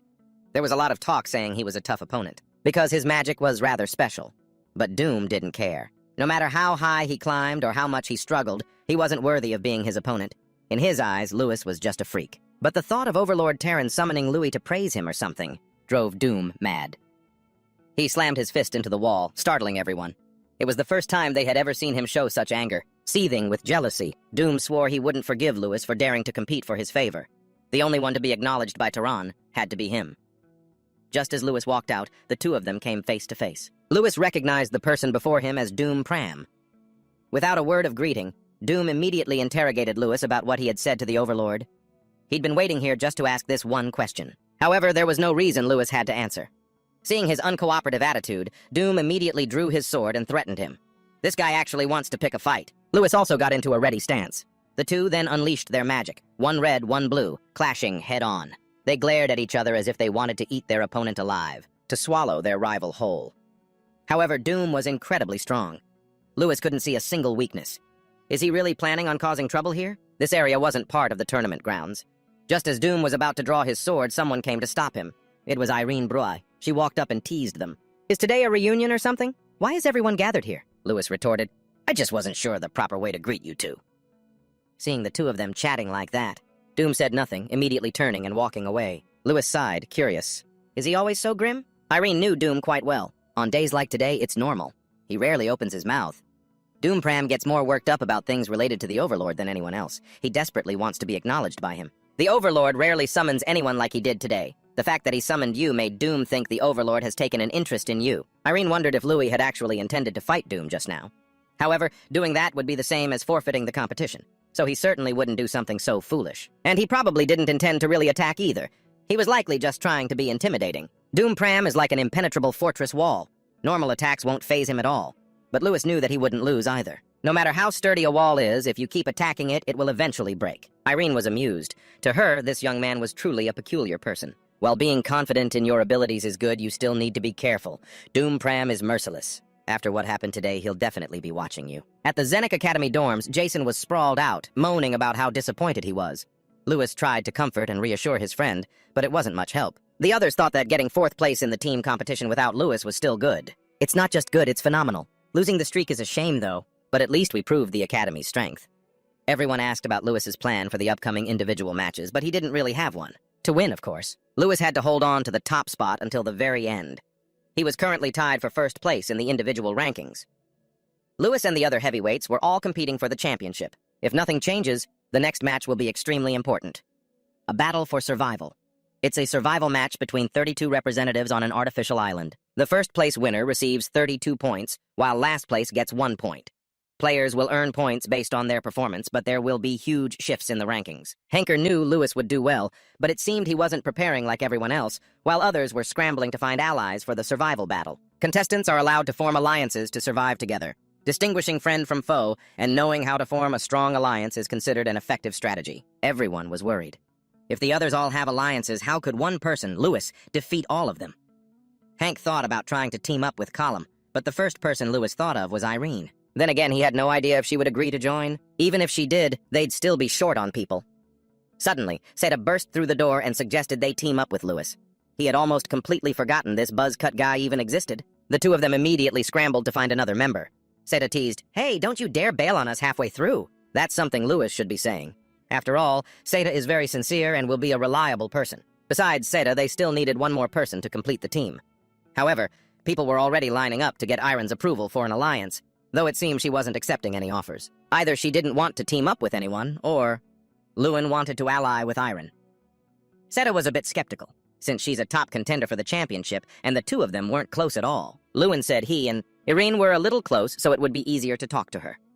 Seta was worried because everyone who had approached her had been rejected. What if their offer was rejected too? It was like he was going to confess his feelings. As soon as Lewin opened the door, he ran right into Iron.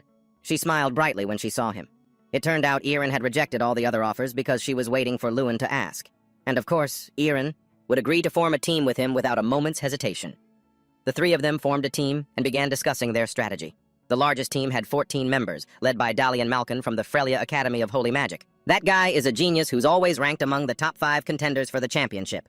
His magic is mainly light and holy arts. Numbers aren't the issue. And of course, on his team, he's the one to watch out for. But there's someone even more formidable. Doom Pram. The content of the test will change depending on each person's abilities. The next day, the battle began. The students were all wearing armor. When an armor's durability reaches its limit, that person is eliminated and automatically teleported away from the test site. Everyone was transported to an artificial island. The moment Seta stepped off the vehicle, he felt a shiver of fear. All they had to do was survive there for 72 hours. However, these 72 hours would be anything but easy. While everyone else had their own teams and allies, Doom Pram wasn't cooperating with anyone. Even so, he shouldn't be underestimated. Lewis's group would travel from here to the main island by boat. The boat would pass through a safe zone, which would shrink over time. The three of them took off like a shot to secure the best spot. After they had settled in a tree, Seta's stomach started to rumble. Seta didn't understand why no one had grabbed any food from the entrance, especially when all that food looked so delicious. But the one who came up with the idea for an ambush in the first place was none other than Seta himself. Suddenly, an explosion went off nearby. A fight had already broken out. Lewis told Seta not to worry about food because they were about to eat their fill. Their prey had arrived. A group of 5 was cautiously scanning the forest. It seemed they were exhausted but still diligently searching for food and water. At that moment, Seta's steel spear shot down. They realized they'd been ambushed. "Hello, kids. I've been standing here all afternoon." Irene also used a level 5 ice spell, Blizzard. Just as expected of Irene, casting a high-level spell without even batting an eye. Their group tried their best to attack and defend as much as possible. They wouldn't be taken down easily. After all, they were Academy representatives and formidable mages. Now it was Lewis's turn. They noticed a movement in the bushes and immediately cast a spell straight at Lewis. He instantly used time refraction. The ice pierced through their group and attacked the guy at the back of the line. Someone counterattacked with a prison hand, but it was nothing compared to Lewis's explosive fire. They quickly whispered to each other to run, but how could they escape so easily? His explosive fire directly hit the unlucky guy, knocking him flat on the ground, foaming at the mouth and unconscious. Now their group was down to 4. With such an overwhelming difference in power, they had no choice but to surrender. Now Lewis's group had collected a good amount of food, not only fruit, but also meat. If this was enough, it might even last them for 3 days. Looks like those guys were guarding it pretty carefully. No way the food was practically served to us. It would be a crime not to enjoy it. Suddenly, another explosion erupted behind them. It seemed like Dalian's team was heading in that direction. They didn't know what was happening, but it looked like a big deal. Who would go up against a team of more than 10 people? Iron figured this was what people called a bottleneck.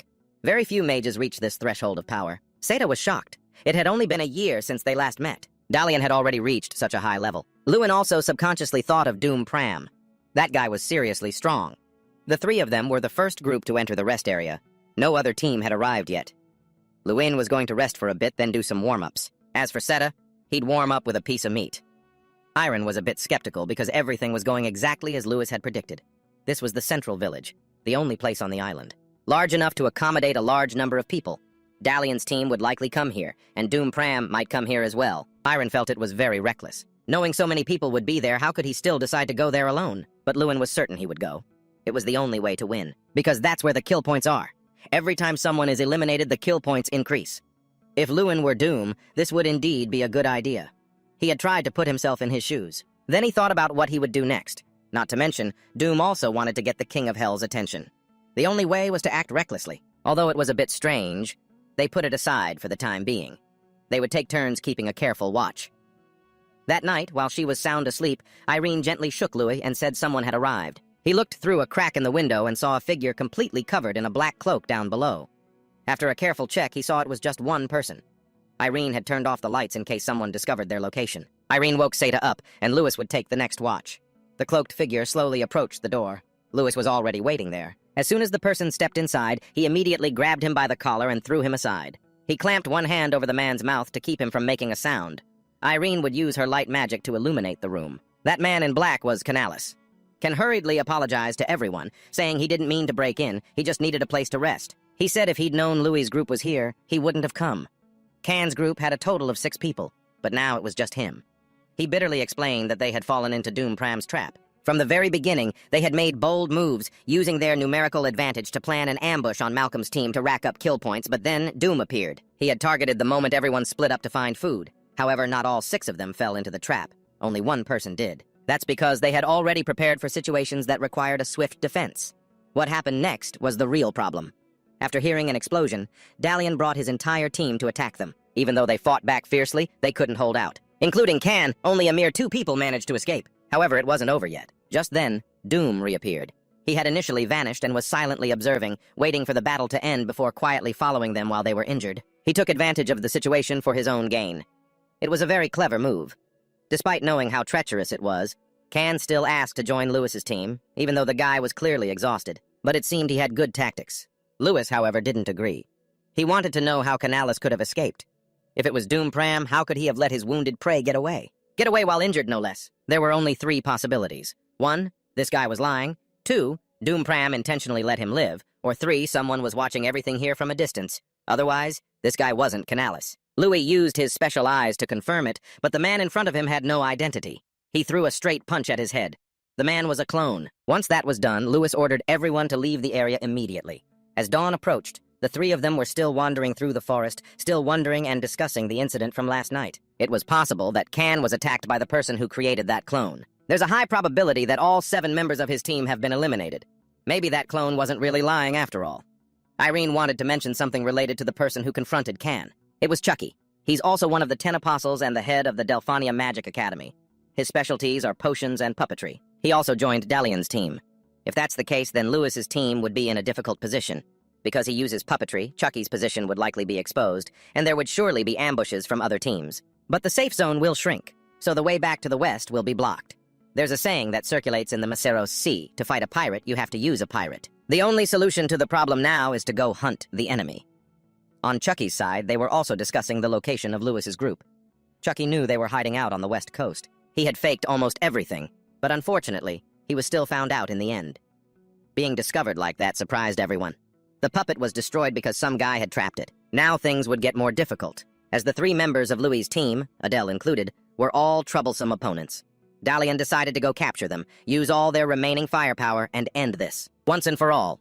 He led his teammates toward the west coast, but it seemed like some other team was fighting nearby. And the situation looked extremely intense. With a battle of this scale, Lewis was sure to be there. The group shot off like a rocket. It was time to score some points. Upon seeing his prey, he immediately used his sacred spear to fire straight at them. However, it wasn't Lewis's group. The three of them were still hiding nearby, observing the situation. They recognized it as Dalian's holy magic. Everything was going according to plan. The moment they heard the blast, the enemy came swarming over, but in reality, the three of them weren't even there. The opponent had revealed themselves. Now it was time to collect kill points. Lewis appeared suddenly from behind and took down one of their group members. They didn't even have time to register what was happening. The number of people on Dalian's team had decreased, which meant the fight with Doom was real. However, in terms of points, the three of them were still far behind, even counting their 3 temporary allies. In total, they had 6 people. Seeing there were only 6 of them, a guy from Dalian's group charged forward without hesitation. However, a blaze of fire from behind sent him flying 80 meters away. This terrifying power could only belong to Doom Pram. He appeared without saying a word. He directly wiped out Dalian's group. It seemed they had another temporary ally.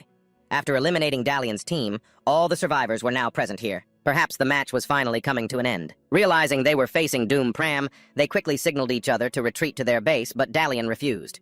In this situation, they needed to group up and fight. Lewis and the others were also ready.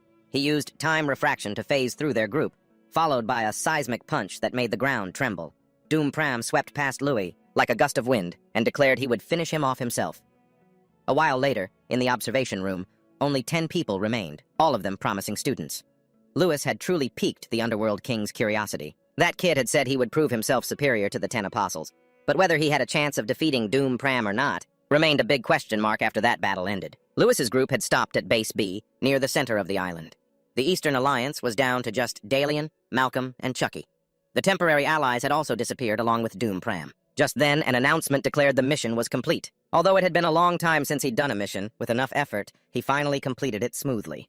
At that moment, Irene also woke up. She reminded Louis that he needed to eat breakfast, and that Seta had already saved a portion for him. He had to admit Seta's cooking skills were truly excellent. After eating, they enjoyed some tea together. "Aaron, I have something to tell you." She'd been wanting to ask Lewis for a long time what he planned to do after graduation. She was a bit curious. With his incredible abilities, he probably wouldn't choose an ordinary path. The mages are all competing against each other in this test. Soon enough, they'll have to step out into society. At that moment, they will begin a life of symbiosis. Some will join the ranks of knights in a certain territory. Some will take on the responsibility of protecting the country under the royal army. Some will become members of the Magic Tower, and others will join special teams to earn money. Those are the normal paths. As for Lewis, he didn't know. He'd never even thought about it. Just last year, Lewis was at the bottom of the class, so he didn't have time to think about the future back then. At that time, he first had to figure out how to even become a mage. After this test is over, Lewis will surely have some idea of what he'll do. Maybe he'll return to the academy. Irene wasn't much different. She had never been sure what kind of mage she would become. She just did what people around her told her to do. Things like, "Irene, become a great mage." So, she made her own decision. She wanted to defeat Doom Pram.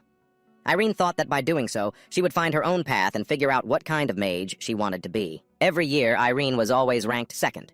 Doom Pram was the mountain she had to climb, the lesson she absolutely had to complete. Lewis really respected Irene's ambition because everyone has their own problems to solve. Right now, the safe zone was shrinking faster and faster.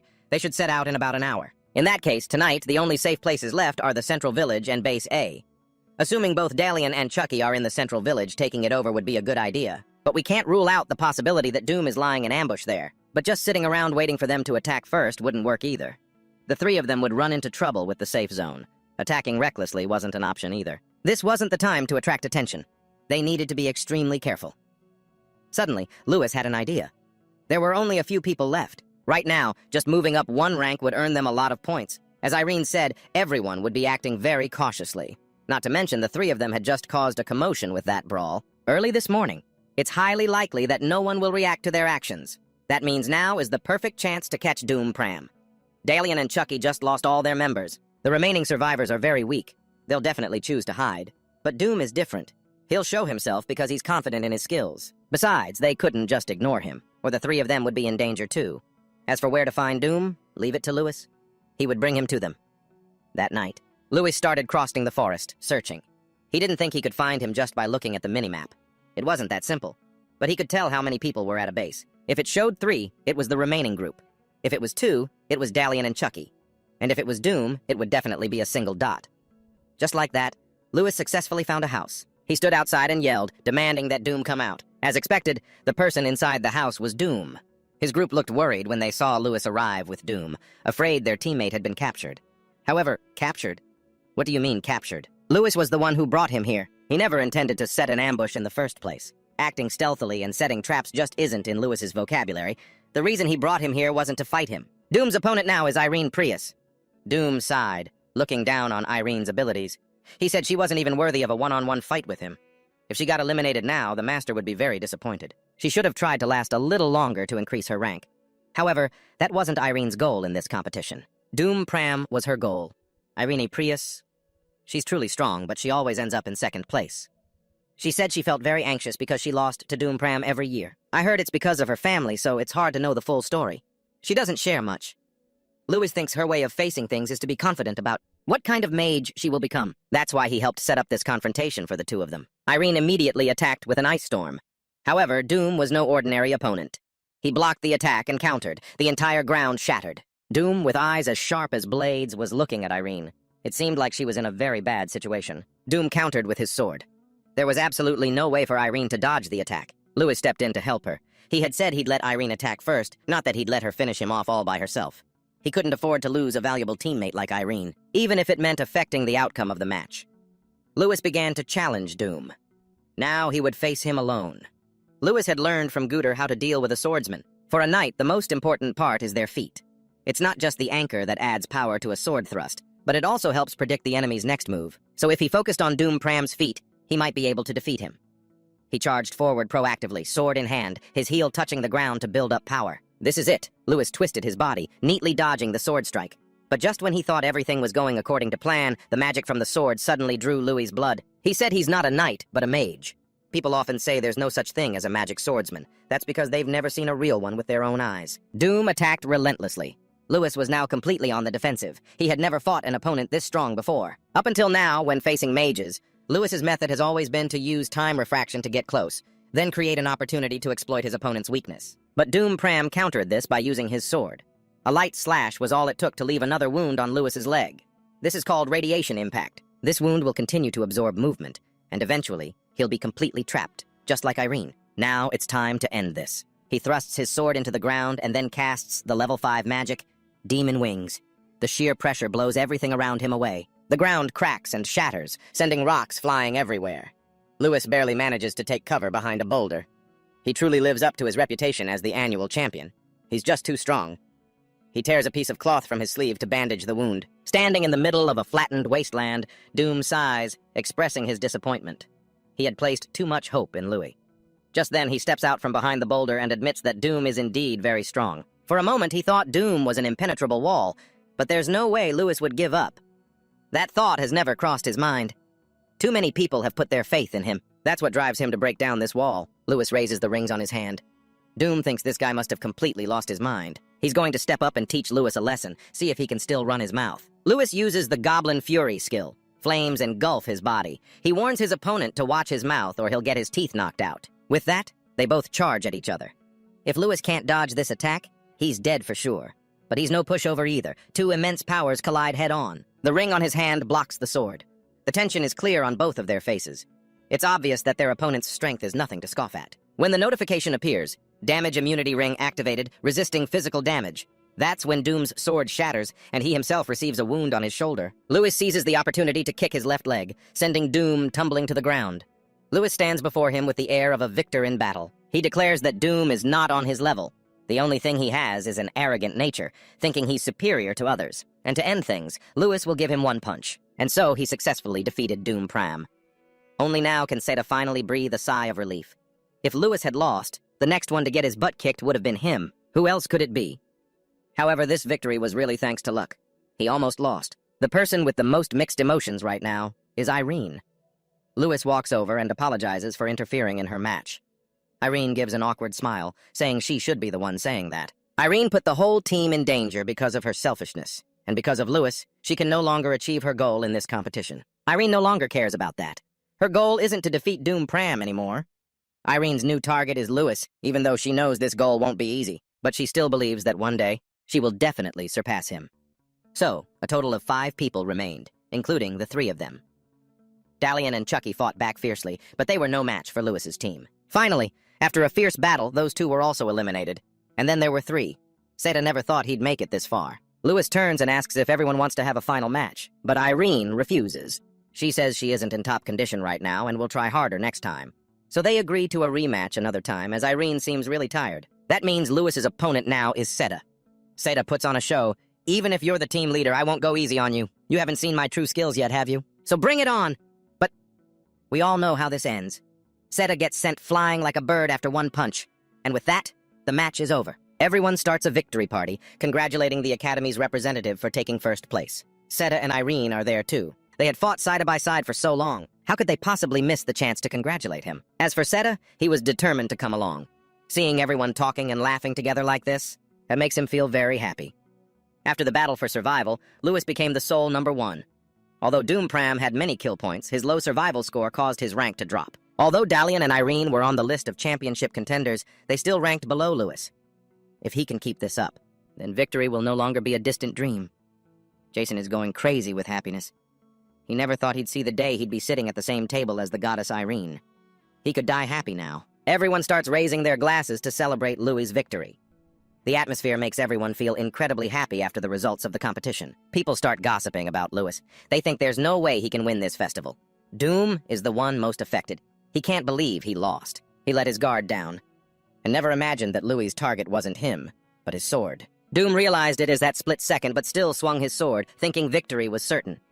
And then he lost the match. King Yama watches him, growing impatient, wondering if his lordship will ever come to find him again. Although his teammate tries to comfort him, right now he just wants to be alone. The news that Louis Adel defeated Doom Pram spreads everywhere. A new generation of talented mages is born. The headmaster is very proud. He only thought the boy would do well. He never expected him to get this far. He never thought Lewis could defeat such a powerful opponent. Terran approaches and notices the headmaster looks very pleased, probably because of his student Louis' victory. But this sight hurts King Yama. The Grand Festival of Pride is almost over. A few days have passed since the survival test. Louis' team held on to 4th place in the group test with 5 wins and 2 losses. They nearly lost the final match, which knocked them out of 3rd place, a tough break for the former Academy kids. For fools like them, this was nothing short of a miracle. Now all that's left is the individual test, an obstacle course competition held throughout the city. Contestants will be judged on 3 criteria: athletics, combat, and swimming. Since this is a competition between mages, they're allowed to summon mounts or use teleportation magic. Everyone in the stands is chanting Louis' name. He desperately wants to enjoy this moment, but now is not the time. It's too early to celebrate when the winner hasn't been confirmed. Seta reminds him, "Today is the individual test. There's no one to help you, so don't put yourself in any danger." Louis can only say he'll do his best. A gunshot rings out and everyone starts the test. Some summon their guardian spirits. Others turn invisible. No one is backing down. Dalian suggests a temporary alliance with Irene, but she immediately refuses. Doom mounts his horse. He then flies up, wiping out a swarm of goblins with a single magic sword strike. It seems everyone prefers to go solo. Even after observing him for 6 years, Dalian still finds it hard to get close to him. So it's best they go their separate ways and not bother each other. Even though he's defeated a ton of monsters, Doom still hasn't seen Louis. Could he have gotten way ahead of them? That's impossible. He's been at the front since the start and has only seen these 2. If so, Louis must still be behind. He turns to ask Irene where Louis is. Why hasn't he shown up yet? However, she doesn't know either. Now that she thinks about it, it is strange. They've been in the lead this whole time, but Louis and the others are nowhere to be seen. They still have time to catch up, yet not a single person has. Just then, there's a movement from behind. It's Louis. He's finally caught up, but everyone else has disappeared. Earlier, people were confused when they saw he wasn't moving. They thought he might have given up. But no, Louis has been waiting for this day. Ever since deciding to join the Grand Festival, he spent half a year in intense physical training. He's extremely confident about this round. But Louis is a close combat mage. Turning his back on pursuers would put him at a huge disadvantage, so he had to create his own advantage. He would take everyone down from behind, one by one, before moving forward. One by one, they were eliminated, until Louis lost count. The next target was Seta, and even though they're close in this competition, it's every man for himself. He knocked Seta straight out of the competition. Louis had eliminated everyone else, some by force, the rest simply surrendered. Now, nothing stands in the way of those 2. Doom declares that this time, things will be different. He's ready for a fight, but there are still a few people chasing them from behind. He gets on his horse, saying he'll wait for Louis at the finish line. Doom ignores them all and charges headfirst toward a trapped castle, one that was set with many traps for its defense. The treasure inside has already been excavated, so the traps inside now serve as obstacles for the competition, a place full of deadly peril for anyone who dares to charge in recklessly. That's why normally, the safe way is to disarm the traps. This is also a perfect method for assessing a mage's knowledge and risk management skills. But disarming traps takes too much time. Lewis, however, intends to bring this wall down. Destroying this thick castle wall should be impossible. He knows that. These are the ruins of an abandoned castle. It would be possible if he aimed for the spots that are no longer solid. That's why he uses his target eye to observe the wall. The whole thing is hard, or super hard, except for a single brick that's old and corroded. Lewis punches that brick with all his might. The others, busy disarming traps, have no idea what Lewis is doing. He must be joking. Who tries to break down this wall? I mean, he's strong, but trying to break the wall with his bare hands is just ridiculous. But a few moments later, the wall actually cracks and crumbles. This is insane. Dalian shyly approaches and asks, "Hey, can I use this path too?" "Sure, you can." "Yeah, right." Lewis immediately seals the path. So now, only Lewis and Doom are in the lead. He quickly catches up to him. Doom is about to exit, but he's clearly rushing. He's taken an arrow to the shoulder. Doom desperately wants to beat Louis. At this point, he has to win, no matter the cost. The spirit horse he summoned is about to time out. If it disappears now, Doom will have no chance of winning. They race against each other, dragging one another down into a ravine as they clear the final obstacle. They fall down a cliff face. If he uses magic to cross the cliff, Lewis will be at a disadvantage, so he has to swim out of here as fast as he can. Doom immediately uses magic to freeze the water. Lewis is completely trapped, unable to move. Just like that, Doom Bram has successfully stalled his opponent and pulled ahead. Lewis struggles with all his might to break free from the ice. Then he sprints to catch up to him. They're both approaching the finish line and 10 Stadium. From this point on, there are no more obstacles. So, the only thing left to do is run. Lewis wants a rematch, but given Doom's current state, he might just lose again. The two charge at each other, kicking up a huge cloud of dust. The spectators in the stands have no idea who has won. Suddenly, the stadium doors swing open. The spirit horse enters first. But where are the mages? Just then, a figure appears on the projection screen. Model. Lewis was standing there, while Dum was lying face down on the ground. It seemed he had overexerted himself getting through the trap zone, even though his movements were a bit slow, just as he'd said. But that wasn't something to worry about right now. Lewis confidently took the final steps to the finish line, with 2 victories in the survival battle and the triathlon, simultaneously securing first place in the individual competition. The highest overall score belonged to Lewis. The grand festival had finally come to an end. Everyone cheered, calling his name, calling him the new mage instead of a failure. Those voices seemed to be telling someone like Lewis, who had endured everything for the past 6 years, someone locked in a prison of solitude, a lonely soul, that he had worked hard all this time. The cheers felt like a reward for all of Lewis's efforts. He didn't want to lose this praise. That evening, many carriages brought select nobles to the party. It was said that not every noble family was invited. They all came to meet Lewis. He was sitting there, bored, wanting to go back to the academy. Suddenly, Irene appeared. She found it strange that no one here had come to talk to him. It must be because he looked so arrogant. And Lewis even came to a party dressed in this half-assed style. But from what she knew, there was another reason. It was clear most of the nobles here wanted to get close to Lewis, so even if he acted so arrogant, it couldn't be that not a single person would come and talk to him. It seems someone spread a rumor about him. That person must be powerful enough to make any noble not even think of speaking to him. Just then, an announcement was made that the grand banquet had officially begun. 32 student representatives will follow the instructions during dinner with Hades. The dishes were laid out like a king's feast. On the surface, today's party was a dinner, but in reality, it was an overall evaluation of the competition. For the students who performed poorly, it was like a death row inmate's last meal. Lewis thought only Hades would be attending, yet there were 2 seats of honor. Just then, Hades arrived. Everyone bowed to him in unison. On the outside, they were bowing, but Pichai. On the inside, it was more like, "Greetings, your majesty Hades, my ass." It was infuriating. Suddenly, another person was invited into the banquet. This golden-haired young man was the Crown Prince. Everyone bowed deeply. "Long live the Crown Prince!" Only Lewis had no idea who the hell this guy was. Everyone at the party was extremely tense. Hades spoke.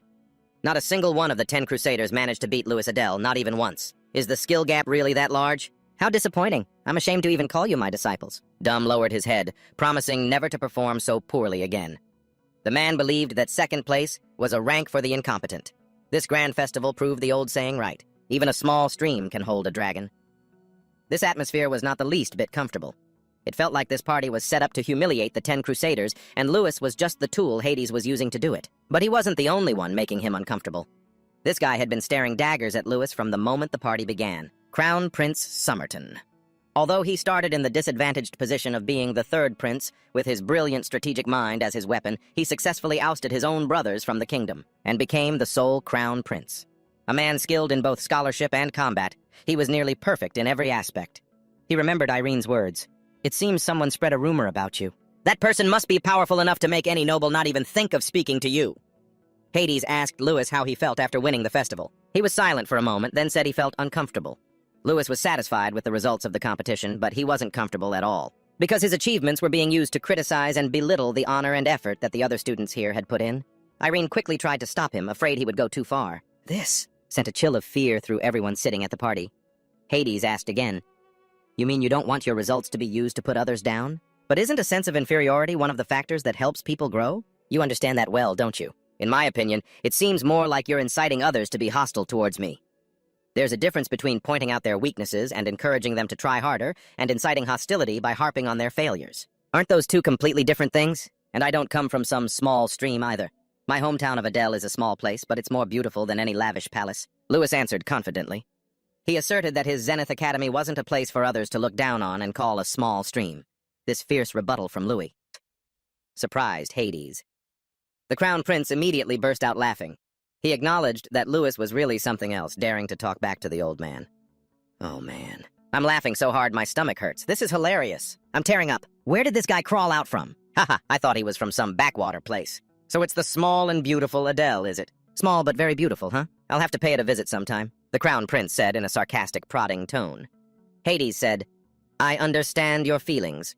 If Master Tyrion heard this nonsense, he'd probably be tired too. But I doubt he would change his mind. It'll be a little different. A bit of a fresh take compared to Tyrion. He's really looking forward to what's coming."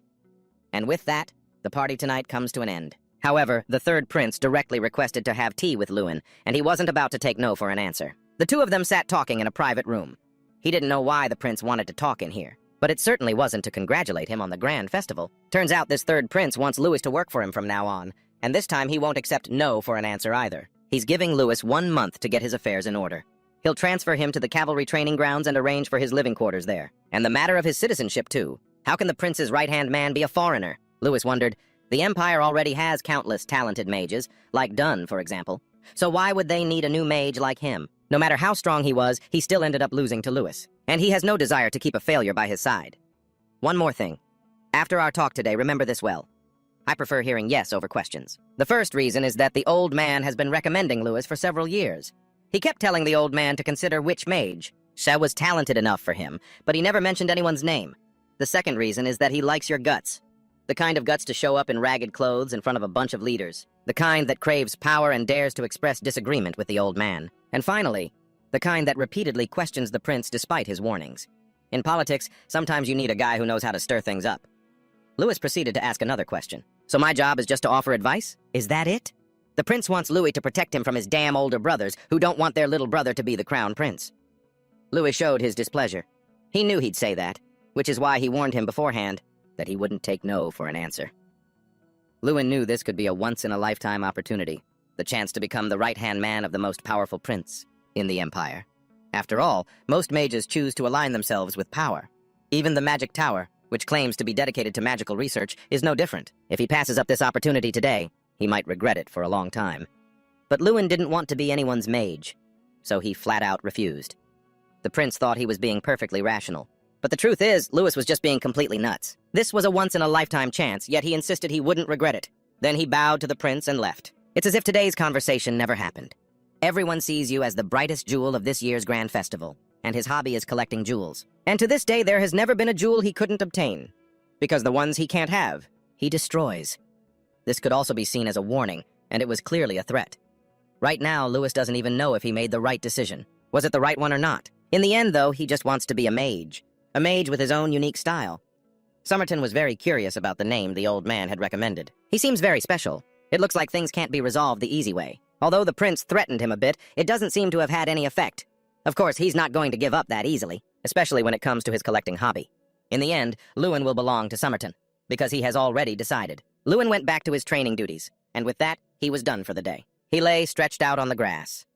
Trang started complimenting his own body, saying, "Looks like I'm getting hotter and hotter." Lewin got goosebumps. What kind of man talks in such a creepy way? But hey, I'm a real woman, you know? Lewin was like, holy crap, I have a gender? And yet the two of them have even bathed together. There wasn't much to see down there anyway. Trang's already seen it all. Lewis just chuckled and walked away. Don't joke like that again next time, old lady. The next day, everyone parted ways tearfully at the docks. Jason was sobbing. I'm leaving first. You stay here and take care of yourself, okay? After everyone boarded the ship, Lewis also set off for Leverty to complete his schedule as the champion of the Grand Festival. This mage who calls himself a wildcat was his guide. He's from the Magic Tower. If diplomatic vision can't identify a person's name, it means that person has quite high-level skills. So they're at least on par with, or even stronger than, the professors at the academy. He looks to be about 30 years old. Wildcat began to briefly go over his schedule. First was a visit to the palace to be honored. Noticing the discomfort in his way of speaking, Lewis pointed it out right away. But to him, this was as comfortable as it gets. Louis felt helpless but couldn't say anything more. His schedule included a trip to the Magic Tower to perform the ritual of being chosen by a treasure. There was also a chance he might not receive anything, because in this ritual, the treasures themselves do the choosing, so the treasures are sentient, just like Kingram. Finally, Lewin would be assigned a mission. Normally, students aren't given missions, but the champion of the Grand Festival is an exception. This event is a declaration to the entire world of the formation of a new generation of mages. It is considered an initiation. He gave Lewis a list and asked him to choose a mission from it. It contained many missions: search, subjugation, assassination, and knowledge exploration. Trang whispered something in Louis's ear. Immediately, he had chosen his mission. Afterwards, Lewis was taken to Moran Palace, the Crown Prince's second palace. Everyone was inside, waiting for him. Stray Cat excused himself. Lewis was confused about what was happening when the door opened. The one who appeared was the Crown Prince. Welcome to my empire, Louis Adel. First, he received a reward of 10,000 gold coins from the Crown Prince. This amount far exceeded the entire annual budget of the Adel domain. Seeing the Crown Prince's magnanimous attitude, it seemed he still hadn't given up on his intentions. After that, Lewis hurried to his next appointment. He felt that the people here must have great stamina, always walking back and forth in this ridiculously huge palace. Before meeting Hades, Stray Cat had to confirm one more time if he was truly decided on choosing that mission. Lewis had chosen the most difficult mission. He was curious what Hades would say. As soon as Lewis entered, Hades was already waiting inside. He knew the boy had chosen the reconnaissance mission. The safest mission is the subjugation one, escorted by the royal army. You just need to defeat a few fancy Siliano bandits. You might even be honored as a hero. He couldn't understand why the boy chose that place, especially since it is a very barren land. However, Louis didn't think so, because Heavenly Mountain is Kingram's homeland and the place where Draa stayed for 100 years. Heavenly Mountain is located at the northernmost point of the Jordan Kingdom, considered the abode of ancient elves. But now, not a single elf remains there. Only Kingram, the Academy's treasure, survived. The rest all died in the terrible battle of that year. That land is now just a desolate, barren place. There's a reason this reconnaissance mission is classified as extremely difficult, and that's because of the barrier there. A type of barrier that cannot be broken by any kind of magic. To this day, countless mages and scholars have yet to find any clues. This reconnaissance mission is to find out what that barrier is, Hades wondered. Why Lewis was so interested in exploring such a desolate land. Or perhaps he found the theories about the place interesting, thinking that the elf god made it inviolable. It's true that other people would have no reason to do so, but a place where the world destroyer, Dracagonia, stayed for a whole 100 years? For him, that reason alone was more than enough. But there was no need for a lengthy explanation. Because this is the hardest mission, Hades advised Lewis that if it's for the sake of pride, it would be best to choose again. A mission with high difficulty doesn't mean you'll achieve more. It's called difficult simply because it's a mystery no one has solved yet. Louis replied with great confidence. If a 16-year-old mage uncovers such a mystery, wouldn't that be an even more extraordinary achievement? Hades didn't seem to trust Lewis's abilities very much, constantly underestimating him. He even thought the boy would be the first champion in the Grand Festival's history to fail his mission. Lewis paid no mind to the old man's nonsense. If that's the case, it could also be considered an extraordinary achievement. Hades asked Lewis if he knew why he had introduced him to Crown Prince Sompton. It's because doing so would keep Lewis in antenne, and he could also observe him. Although he didn't know if the boy's special ability had anything to do with his choice of mission, but he would still watch his every move. Back home, Lewis lay on his bed, confiding in Trang. He didn't know if he could do well on this mission. He was also a little worried, afraid he wouldn't be able to find the barrier. After all, that place has been isolated from the outside world for so many centuries. Trang asserted that no human to date has been able to discover it, but Lewis Adel can, because he has the ability to surpass the limits of humanity. At that moment, there was a knock on the door. It was Delicious Wild Boar and Stray Cat. What a pain, these names. But what can you do? This is the king's weird hobby, after all. All the mages here are called names like that. It sounds like a farm. They came to take Lewis to the treasure vault to complete the final reward ceremony. The treasure vault in Maytop is divided into 4 sections. Section C, and Section B, Section A, and Section X. The artifacts in Section C are the most common, while those in Section X are the rarest. He would be given a tour of all of them except Section X. That place is not normally open to anyone. Unless something special happens, not even His Majesty can enter. And so, following their guidance, Louis began his tour of the treasure vaults, starting from Section C. He picked up a rather large sword. He was told it was one of the weapons they had collected, from those used in the battle against the demons, selecting the ones still in good condition. Louis stared at the sword. It looked just as amazing as Doombram's light sword. As expected of Matop's treasure vault, even though it's Section C, the quality is still much better than the vaults of the nobility.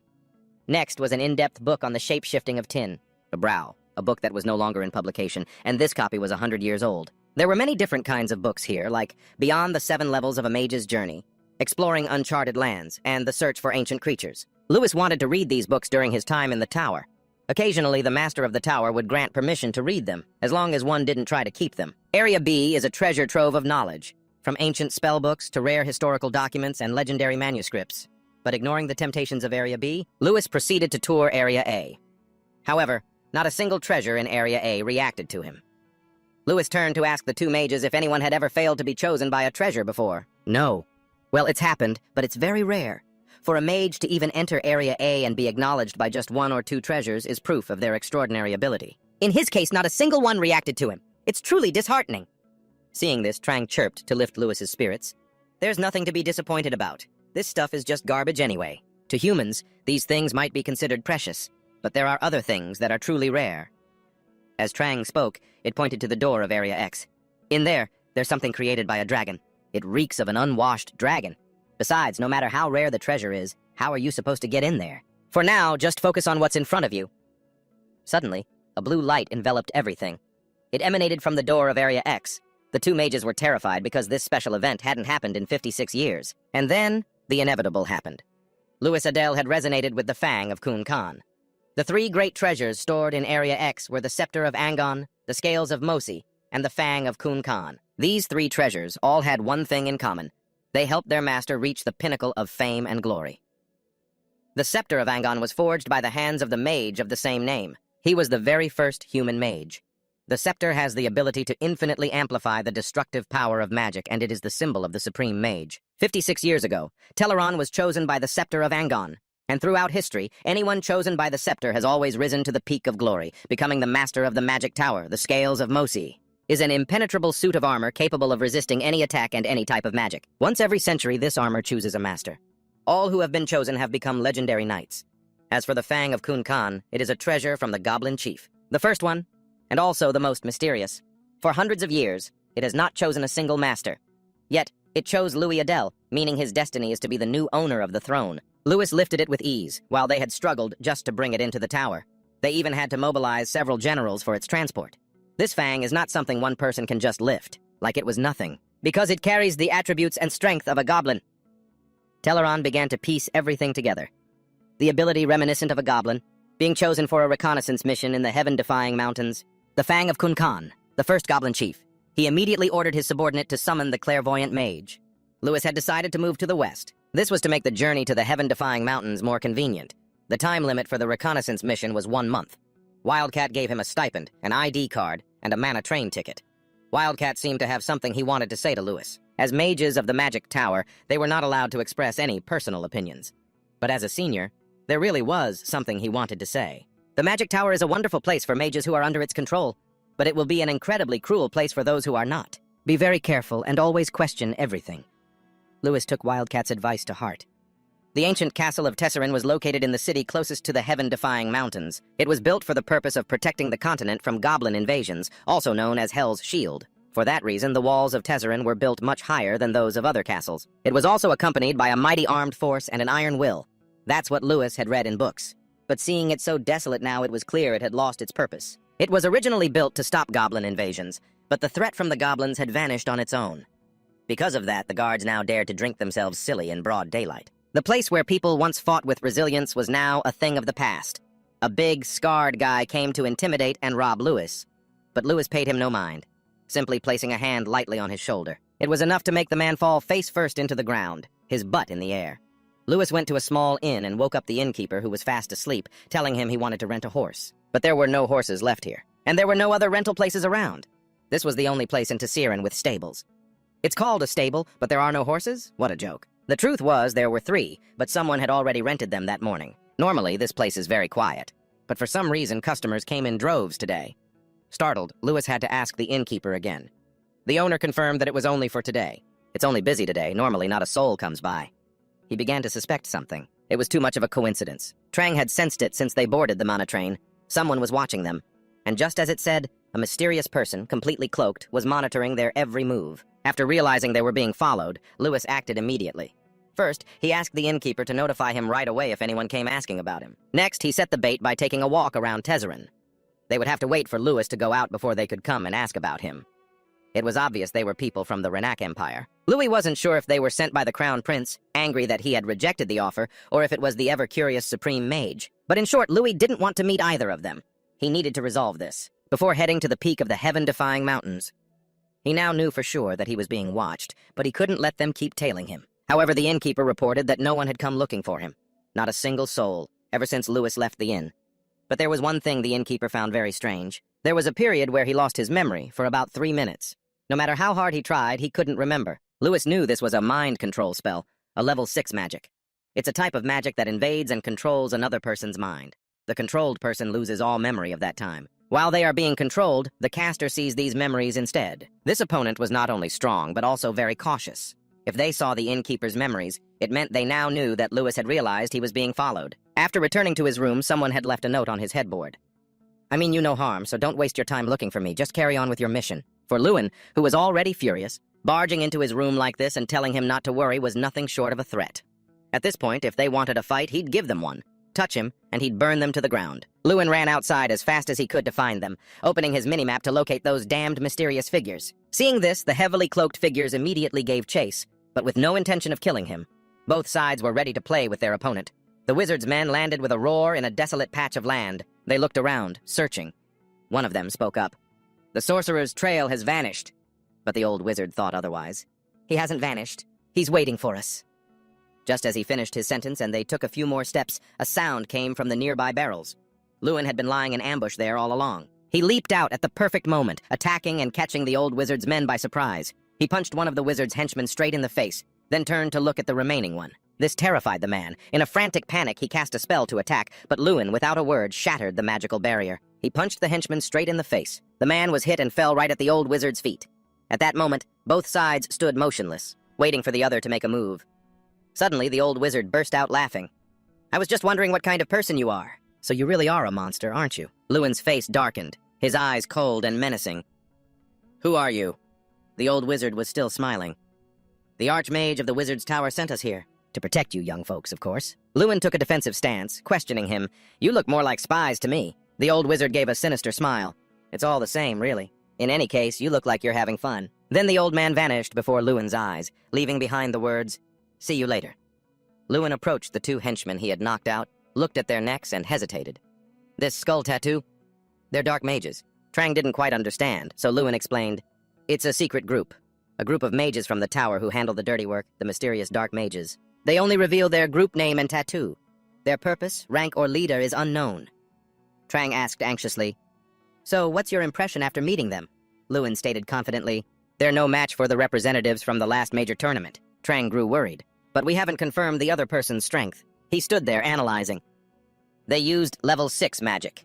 Clearly, they're not just some common thugs. They can watch us from a distance. Trang asked Lewin seriously, what are you going to do? But he stood thinking for a long while before making a decision. First, I'm going to make them show their hand. The next day, we immediately set off for Tiansun. The journey to Tiansun was exhausting. We had to walk through arid deserts, but I could feel for certain that we had arrived. Suddenly, Lewin sensed something. He placed a hand on his chest to check. He clicked his tongue in annoyance when he discovered the force ring was vibrating. Lewin was sweating bullets, but he just smiled and looked up. All he could do was exclaim, this is exactly the satisfying feeling I was looking for. Lewin quickly asked Trang on his shoulder, you once said this is the place you lived with Draa, right? It nodded, confirming this was true. Lewin plopped down on the ground and sighed. It's not budging at all. How am I supposed to get in? What kind of inhumane idea is this? Are you telling me to destroy this barrier just like that? Trang replied without hesitation. That's right. Then it asked Lewin in return, if they were human, they'd definitely try to break the barrier, right? He agreed. Yeah, that was my first thought. Trang reminded him, but they can't break it with ordinary human methods. It added another sentence that was like a revelation to Lewin. What would happen if there was an oxer here? It was as if Lewin finally understood something. Wouldn't it be better to call an oxer from the inside? Ask them to open the door like a friend. Trang jumped down, stood with its arms crossed, and smiled confidently. Now my thoughts are very clear. Lewin suddenly remembered. But as you once said, all the oxes here are dead, aren't they? Trang replied grandly and mysteriously, That's just human thinking. Lewin tensed up and turned to look at the shield behind him. Trang advised him one more time. Lewin, remember, your power doesn't follow convention, so break it. Lewin steeled himself, stood up, and faced the dark shield before him. He placed his hand on the barrier. He felt this impenetrable shield. Lewin shouted, Can you hear me? I know you'll pretend you can't hear me. I've brought your leader's fang. He lowered his voice, his command like a threat. If you can hear me, open the gate. But what answered Lewin was silence. For a moment, no one spoke. Suddenly, the spot where his hand rested on the shield flashed with light. Lewin used both hands to brace himself as the power from the shield was too strong. He squinted against the blinding light. The old wizard, who had been watching him for a while, saw this and his eyes widened in astonishment. Witnessing a miracle right before him, he exclaimed, It opened? How could a rookie like him do something that no one has ever done before? The old wizard ran to the shield and pounded on it in a panic. It's closed again! What is going on? The old man had just finished his sentence when Lewis's fist was already in his face. A single punch sent the old man flying several meters away. Lewin roared, seizing the opportunity. You can't run away like you did the other day! He slammed his fist into the ground, using an earthquake skill that made the earth tremble violently. The old wizard cried out in pain as he was crushed by the earth and rocks, his face now wounded. Lewin cast a vine spell, attacking the old man.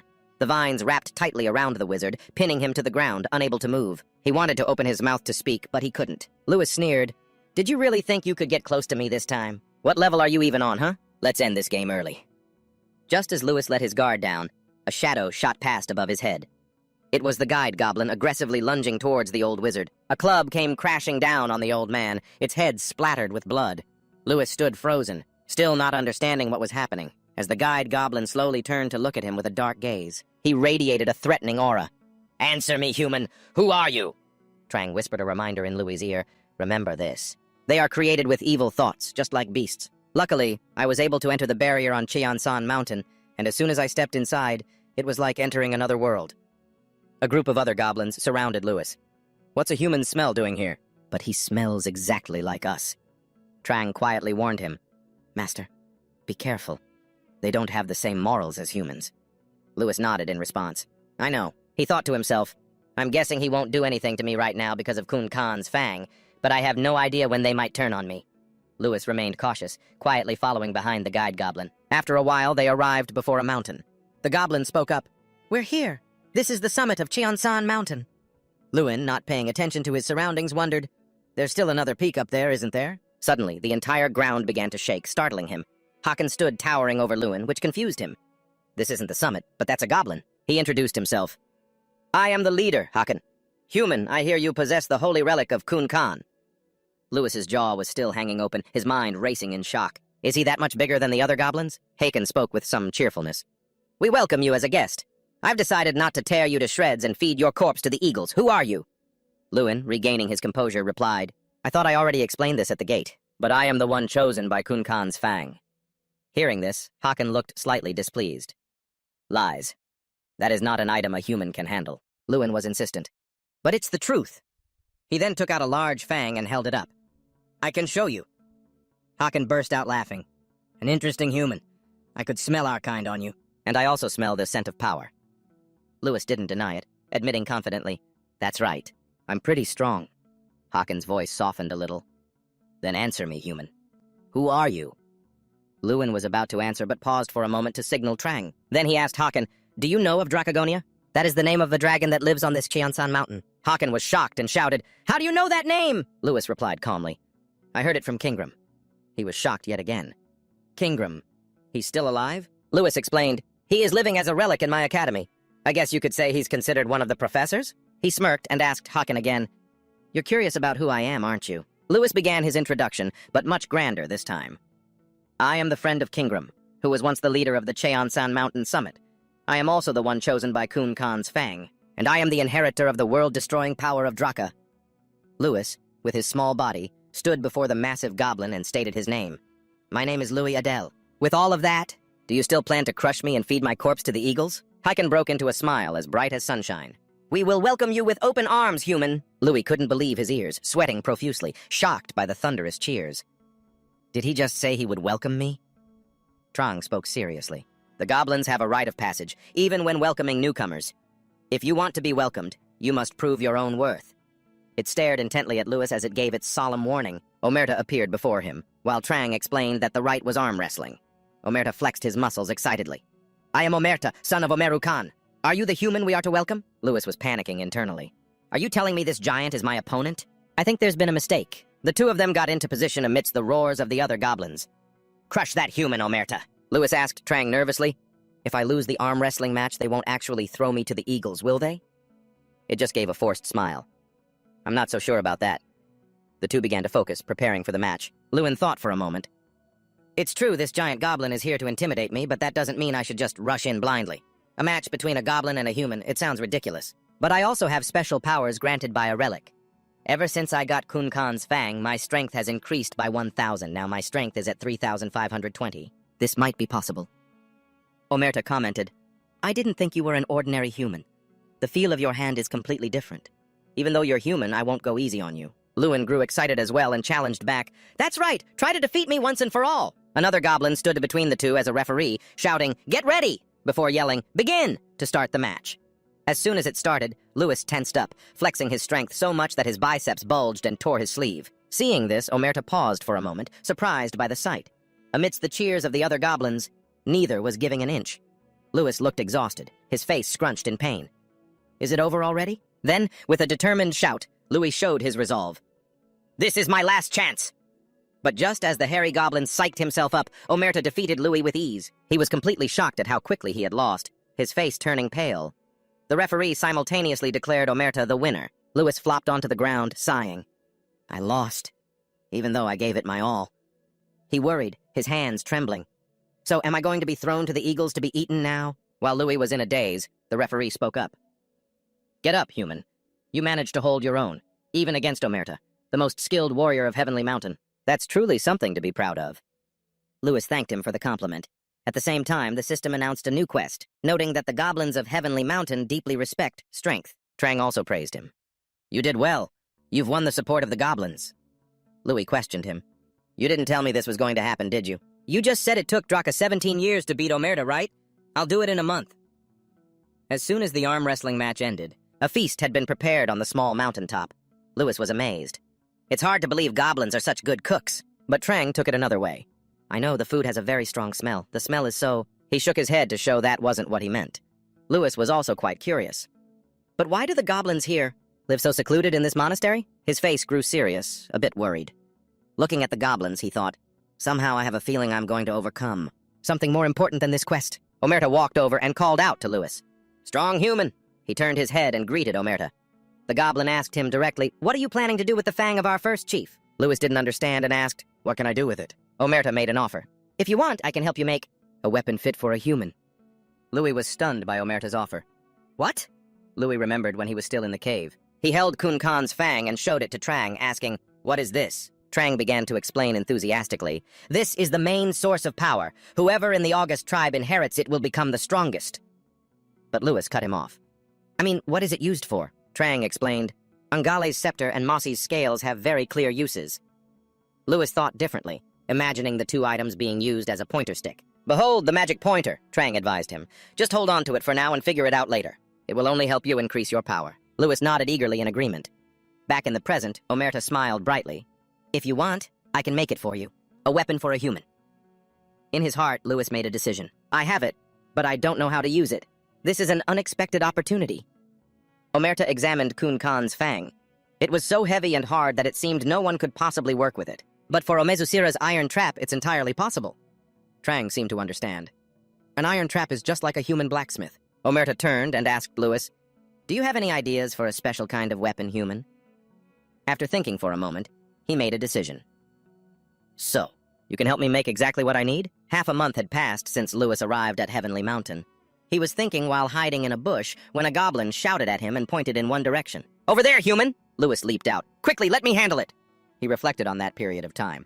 I helped the people of the August tribe hunt, They spent a lot of time training me in things I couldn't do. Lewis, panting but happy, opened the system to check. However, the main quest that took up most of my time was something else. Lewis was arm wrestling as Trang announced the results. 15 losses in 15 matches! In his arm wrestling match with Omerta, Lewis couldn't help but grumble, "Lost again. Is this really happening to me?" Trang encouraged him. "Keep it up, master. You're getting better." Omerta also had praise for Lewis. "That's right, human. You're gradually learning to use your strength more effectively." He also thanked him for the compliment. "Thank you. I feel like I'm improving, little by little." Lewis had now learned how to use his strength properly. He walked away, leaving a challenge behind. "Before I leave this place, I have to defeat Omerta." Lewis teased him.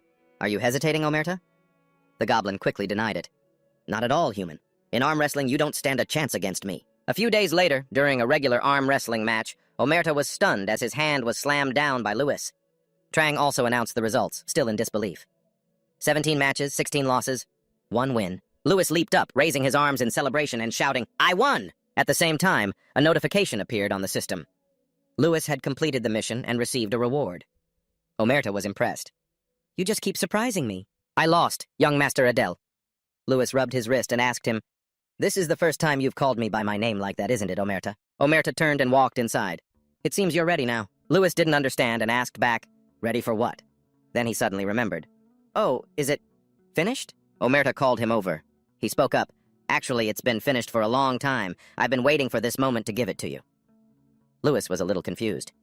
"Then why didn't you give it to me even though it was done?" Omeraz explained, "I was waiting until you could defeat me. If you couldn't win, I probably wouldn't have given you back the fang. Kun Khan's fang is a very important item to us." Hearing this, Lewin was speechless, thinking to himself, "Why does this feel like I'm being robbed right to my face?" After searching, Omeraz handed the item to him. "Here, this is yours." Lewin was stunned when he saw the item. The system also appraised it as the bear paw, made from Kun Khan's fang and imbued with additional power. Lewin tried on the bear paw. A bear paw gauntlet with Kun Khan's fang set inside it? It would definitely be the most comfortable for me. A melee mage. Trang quickly asked, "How is it, Lewin?" Omeraz also asked, "What do you think of my creation?" "I made it with the most perfect mold for you." Lewin rejoiced silently. "Awesome. It's not just 2,000 strength, it might be even stronger." He asked Omeraz, "Can you gather all the warriors of the Heavenly Mountain?" The gathered ogres were incredibly noisy. A strong human wants to challenge all of us to an arm wrestling match? Even though he defeated Omeraz, he's still wounding our pride. But against an enemy like that, an event like this, they were all more than ready to answer him. "Welcome!" From the ogre tribe's perspective, this was an arrogant challenge. They revere strength and love competition. They seem to appreciate my competitive spirit. An ogre's son from below cheered with all his might. "Go, Dad, go!" Trang, standing to one side, recalled the past. "This really brings back memories. Draa did this once too." Although he fought 17 out of 35 opponents, your case is completely different. Lewin thought otherwise. "Humans can't live as long as dragons. I have to hurry." But his inner thoughts were different. "Just yesterday I was saying this was impossible. But with Kun Khan's fang bear paw in my hand, I feel like I can't lose." Amidst the noise, the referee's voice rang out. "Ready?" Immediately after the referee's start call, the two lunged at each other. Lewin swiftly slammed the ogre's arm onto the table in a flash. After a while, Omeraz asked, "Shall we go back, young master?" Lewin replied, "Right now, we need to go to Leberdin." He quickly thanked him. "You've given us a memorable experience." "Thank you, young master." Lewin looked up at them without a word, just a bright smile. Then he held out his hand, but Omeraz didn't understand his intention. "Do you want another arm wrestling match? Even after defeating all of us?" Lewin shook his head, which confused him a little. "It's not for arm wrestling." Then he took Omeraz's hand, much to his surprise. "It's called a handshake," Lewin replied gently. "It's a human way of greeting." He calmly explained, "When you meet someone, and when you say goodbye to a friend." As Lewin walked away, he waved to the ogres and left them with his words. "See you later" is a type of farewell.